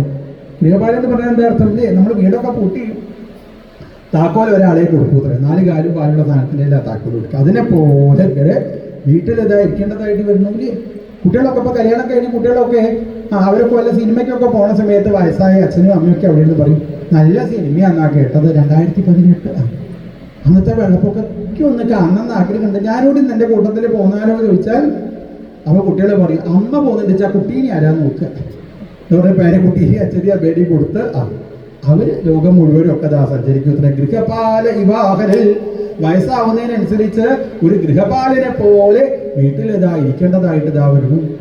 ഇങ്ങനെ വയസ്സാവുന്നതിനനുസരിച്ച് പലതരത്തിലുള്ള രോഗങ്ങളൊക്കെ വന്ന അവിടേക്കും പല ആൾക്കാരും രോഗം വന്ന് കിടക്കുന്ന സമയത്ത് പല ആൾക്കാരും കാണാനായിട്ട് വരും. കാണാൻ വരുന്ന ആൾക്കാർ കൊണ്ടുവരുന്ന സാധനത്തിലൂടെയും പ്രത്യേകത ഉണ്ട് അത്ര അല്ലേ? ഷുഗറായിട്ടാണ് കിടക്കണമെന്ന് വെച്ചാൽ വരുന്ന ആൾക്കാർ എന്തേ കൊണ്ടുവരുള്ളൂ? മധുരപലഹാരം കൊണ്ടുവരുള്ളൂ. അത് നേരെ മുന്നിലങ്ങനെ വെച്ച് ഇതൊരു ചെറിയ കഷ്ടെടുത്തായിട്ട് കഴിക്കാൻ പുറപ്പെട്ടാൽ ഇത് ഭഗവാനെ ഇയാളുടെ മകനും മകൻ്റെ ഭാര്യൻ്റെ ബന്ധുക്കളാ വന്നു വെച്ചാൽ പിന്നെ മകൻ്റെ വകയൊരു ചീത്ത പറയുന്നുണ്ട് അത്ര. നിന്റെ ബന്ധുക്കളോട് എത്ര പ്രാവശ്യം പറഞ്ഞത് അങ്ങനത്തെ സാധനമായിട്ട് കിട്ടി വരാൻ പാടില്ല എന്നുള്ളത് നടക്കുമെന്ന് പറഞ്ഞൂടെ? അച്ഛന് ഷുഗറാണ് എന്നുള്ളത് ഞാൻ എത്ര ശ്രദ്ധിച്ചിട്ടാണ് അവിടെ അത് അച്ഛൻ അതാ നോക്കുന്നത്. ഇങ്ങനത്തെ ഒരു സാധനം എന്ന് പറഞ്ഞാൽ ഈ കൊണ്ടുപോകുന്നതായിരിക്കുന്ന മധുരപലഹാരം ഈ മകൻ എടുത്തങ്ങോട്ട് കൊണ്ടുപോകുത്രേ. എടുത്തങ്ങോട്ട് കൊണ്ടുപോയി മാത്രമല്ല കൊണ്ടുപോകുക വെച്ചാൽ തിരക്കല്ല, ഇത് തൻ്റെ മുന്നിലിരുന്ന് കുട്ടികളെല്ലാവരും കൂടി ഇരുന്ന് ഇങ്ങനെ കഴിക്കണം. കണ്ടുകൊണ്ട് ഇരിക്കേണ്ട ആ ഒരു അവസ്ഥ അത് തനിക്ക് കഴിക്കണം എന്ന് ആഗ്രഹമുണ്ട്, പക്ഷെ തരില്ലാത്ര ഒരു തരി പോലും സാധനം തരാതെ വയ്യാതാവുന്നതിനനുസരിച്ച് അല്ലേ? വെള്ളം കുടിക്കണം എന്ന് വിചാരിച്ച് വെള്ളം കുടിക്കേണ്ട സമയത്തൊന്നും ആരും വെള്ളം കൊണ്ടുപോയി കുടിക്കില്ല. ഒരു തുള്ളി വെള്ളം അങ്ങോട്ട് ഇറങ്ങില്ല എന്ന് ഉറപ്പായാൽ ഓരോ ആൾക്കാർ വരിക എത്ര അച്ഛൻ ഇതാണ്ടേ കുടിക്കണം എന്ന് പണ്ട് പറഞ്ഞിരുന്നത് കഴിച്ചോളൂ കേട്ടോ എന്ന് പറഞ്ഞാൽ കഴിക്കാൻ പറ്റുന്ന സമയത്ത് സംശയമില്ല. ഒരാൾ ഒരു സാധനം കൊണ്ടുവന്നതാ പറ്റില്ല അല്ലേ? ഇങ്ങനെ വയ്യാതായിരുന്ന സമയത്ത് പല ആൾക്കാരും കാണാനായിട്ട് പറഞ്ഞു ശയാനപരിശോചദ്ഭി പരിവീതസ്വബന്ധുഭി. പല ബന്ധുക്കളും വന്ന് അവിടെ നിന്ന് പറയൂത്ര ഇയാൾ ഇങ്ങനെ ഒന്നും കിടക്കേണ്ട ആളല്ല കേട്ടോ, എത്ര കേമനായിട്ടുള്ള ആളാ. ചില ആൾക്കാർ അവിടെ ഇരുന്ന് പറയും ഇയാൾ ഇങ്ങനെ തന്നെ കിടക്കണം. അപ്പം അങ്ങനെ കിടക്കുന്നത് കാണാൻ കാത്തിരിക്കുകയായിരുന്നു ഞാൻ. അപ്പോൾ വയ്യാതെ കിടക്കുന്നയാൾക്ക് തോന്നും എടാ എനിക്കേറ്റ കുറച്ചേറ്റം വൈകുന്നുണ്ട് വെച്ചാൽ ഇവിടുന്ന് എഴുന്നേറ്റ് മട്ടലെടുത്ത് തരികടാ നമുക്ക് 4 എണ്ണം എന്നുള്ളത് അല്ലേ? പക്ഷെ എന്താ ചെയ്യാം? എന്താ വയ്യ വാച്യമാനോപി നബ്രൂതേ കാലപാശവശം വാച്യമാനോപി മിണ്ടാൻ പോലും വയ്യാതെ നാവ് കുഴഞ്ഞ് കിടക്കുക അത്രയും. കാലപാശവശം കാലന്റെ പാശത്തിനെയും കാത്തുകൊണ്ട് മരണത്തിനെയും കാത്ത് ഇങ്ങനെ മലന്ന് കിടക്കുന്ന സമയത്ത് ആരും എടുത്തൊന്നും ഉണ്ടാവില്ല. പിന്നെ മുകളിലേക്ക് ഇങ്ങനെ നോക്കി കിടക്കുമ്പോൾ ഫാനിൻ്റെ ലീഫൊക്കെ ഉണ്ട് അത്ര 1 2 3 4 4 3 2 1 1 2 3 4 3 4 2 1 ഇങ്ങനെ എണ്ണി. ചിലപ്പോൾ ഓടിട്ട വീടാണെന്ന് വെച്ചാൽ ഓട് ഇങ്ങനെ എണ്ണി കിടക്കും ഇത്ര 1 2 3 4 5 6. ഇത് ഇവിടുന്ന് ഉണ്ടാക്കിയ ഓടാ ഭഗവാനെ പറവൊക്കൊന്നും കൊണ്ടുപോകണ്ട, ചാലക്കുടിയെന്ന് കൊണ്ടുപോകണ്ട. അതിൽ എന്ത് എഴുതിയതൊക്കെ അതായിട്ട് നോക്കിക്കരെ വയ്യാതെ ഇങ്ങനെ മരുന്ന് കിടക്കുന്ന സമയത്ത് ഭക്ഷണം കഴിക്കാൻ സാധിക്കണില്ല. അപ്പോൾ ഭക്ഷണം കഴിക്കാൻ വേണ്ടിയിട്ടൊരു ട്യൂബ്, വെള്ളം കുടിക്കാൻ വേണ്ടി വേറൊരു ട്യൂബ്, കഴിച്ച വെള്ളമൊക്കെ പുറത്തേക്ക് പോകാൻ വേണ്ടി വേറൊരു ട്യൂബ്, കഴിച്ച ഭക്ഷണമൊക്കെ പുറത്തേക്ക് പോകാൻ വേണ്ടി വേറൊരു ട്യൂബ് ഇട്ട് ഇങ്ങനെ മലന്ന് ഇങ്ങനെ കിടക്കുന്ന സമയത്ത് വയ്യാതെ കിടക്കുമ്പോൾ കുട്ടികളൊന്നും എന്തായാലും അടുത്തുണ്ടാവില്ല. അത്രേ കുട്ടികളൊക്കെ ദൂരത്തേക്ക് പോയി, ചില ആൾക്കാർ അവിടെ ചില ആൾക്കാർ അപ്പുറത്ത്. കുറച്ച് സ്നേഹമുള്ള കുട്ടികളൊക്കെ ആണെച്ചാൽ എന്ത് ചെയ്യും? അവർ ചിലപ്പോൾ ഈ വയ്യാതെ കിടക്കുന്ന അച്ഛനെയും അമ്മേനെയും ഒക്കെ നോക്കാൻ വല്ല ഹോം നേഴ്സിനെയൊക്കെ ഏർപ്പാടാക്കും. ഹോം നേഴ്സിനെ ഏർപ്പാടാക്കി കഴിഞ്ഞാൽ സ്ഥിതി നമുക്ക് നന്നായിട്ട് അറിയാലോ അല്ലേ. ഹോം നേഴ്സ് ദിനം പ്രതി ഇങ്ങനെ തടിച്ചതാവും. വയ്യാതായി കിടക്കുന്ന ആൾക്കാർക്ക് കഴിക്കാൻ വേണ്ടിയിട്ട് ബൂസ്റ്റ്, ഹോർലിക്സ് ഇതൊക്കെ വാങ്ങിക്കൊടുത്ത് ആരാ കഴിക്കാതെ? അവർക്കതൊന്നും കഴിക്കാൻ പറ്റില്ല. പിന്നെ ബാക്കിയാവേണ്ട കഴിച്ചാൽ ഞാൻ ഇത് കഴിച്ചു കിട്ടോ എന്ന് പറഞ്ഞാലേ ആലോചിച്ച് നോക്കുക. അവനവൻ്റെ കുട്ടികളെ അവനവൻ്റെ അമ്മേനെയും അച്ഛനെയും നോക്കില്ല. എന്നുണ്ടോ വേറെ ആൾക്കാരെ കുട്ടികളെ തൻ്റെ അച്ഛനെയും അമ്മേനെയും നോക്കണോ? ഒരിക്കലും നോക്കില്ല. വെറുതെ വിചാരിക്കുക നോക്കുക എന്നൊക്കെ നമ്മൾ വെറുതെ വിചാരിക്കുക, ഒരിക്കലും നോക്കില്ല. അങ്ങനെ വയസ്സായി വയ്യാതായിട്ട് കിടക്കുന്ന സമയത്ത് ചിലപ്പോൾ അല്ലേ ദൂരത്തൊക്കെ ഉള്ള കുട്ടികളെ അവരിതാ വരൂത്രേ. എന്നിട്ട് 1-2 ദിവസം വരുടെ ഒരു പരിചരണം ഉണ്ട്. കാണേണ്ടത് തന്നെയാണ്. മലത്തിലും മൂത്രത്തിലും കിടക്കണതായിരിക്കുന്ന വയ്യാതായ ആൾക്കാരെ അച്ഛൻ്റെ അടുത്ത് വന്ന് പറയും. അച്ഛൻ്റെ അടുത്ത് വന്ന് നോക്കാൻ നിൽക്കണ അച്ഛനോട്, ഇങ്ങനെയാണോ നീ ഇത് അച്ഛനെ എങ്ങനെയാണോ അച്ഛനെ നോക്കേണ്ടത് എന്നൊക്കെ പറഞ്ഞാൽ എന്നിട്ട് അച്ഛനോട് ചോദിക്കും, അച്ഛനെ ഗുരുവായൂർ പോകണമെന്ന് പണ്ട് പറഞ്ഞിരുന്നില്ലേ? ഗുരുവായൂർ പോകാൻ പറ്റാത്തത് കൊണ്ടാണോ അച്ഛൻ കരയണത്? അച്ഛൻ കരയണത് ഈ ഗുരുവായൂർ പോകാൻ പറ്റാത്തത് കൊണ്ടൊന്നല്ല. പിന്നെ പുറമേ ഭാഗം ഒന്ന് തിരിച്ചിട്ട് നോക്കിയപ്പോഴാണ് മനസ്സിലായത് അവിടെ നിറച്ച് പുഴു വന്ന് വേദന കൊണ്ട് സഹിക്കാൻ വയ്യാതെ കരയ്യ അത്രയും അച്ഛനെ ഗുരുവായൂർ പോകണമെന്നുണ്ട് ആഗ്രഹമൊന്നുമില്ല. എങ്ങനെയെങ്കിലും വേദന ഒന്നും ഇല്ലാതായാൽ മതിയായിരുന്നു. അങ്ങനെ അതാ വയ്യാതെ കിടക്കുന്ന സമയത്താണ് കാലപാശവശങ്കത യാതനാദേഹം ആശ്രിത്യ യാതനാദേഹവുമായിട്ട് കാലൻ്റെ ആൾക്കാർ വരും അത്രേ. എന്നിട്ടോ ഇവിടെ നിന്ന് ഈ ശരീരത്തിൽ നിന്ന് ജീവാത്മാവിനെ യാതനാദേഹത്തിലേക്ക് ആക്കി 99,000 യോജന ദൂരത്തുള്ളതായ നരകലോകത്തിലേക്ക് ഇതാ കൂട്ടിക്കൊണ്ടുപോയി പലതരത്തിലുള്ള യാതനകൾ അനുഭവിപ്പിച്ച് പിന്നെയും ഭൂമിയിലേക്ക് ഇതാ ആ ജീവാത്മാവിനെ പറഞ്ഞയക്കണം. മരിച്ചു കഴിഞ്ഞിട്ട് വെച്ചാൽ ഒന്നെങ്കിൽ തീയിൽ കൊണ്ടുപോയിടും, അല്ലെങ്കിൽ മണ്ണിൽ കൊണ്ടുപോയിടും. എന്തായാലും ഈ ജീവാത്മാവ് അത് വായുവിനോട് കൂടിച്ചേർന്ന് മഴ പെയ്യണ സമയത്ത് വെള്ളത്തിനോട് കൂടിച്ചേർന്ന് ആ ജീവൻ പിന്നെയും ഭൂമിയിലേക്ക് എത്തിച്ചേർന്ന് ഏതെങ്കിലും മരത്തിന്റെ വേരിന്റെ ഉള്ളിൽ കൂടെ അങ്ങനെ ജീവാത്മാവ് കയറി ഏതെങ്കിലും പഴത്തിന്റെ ഉള്ളിൽ ആ ജീവൻ പോയിട്ട് ഇതായിരിക്കും ഇത്രേ.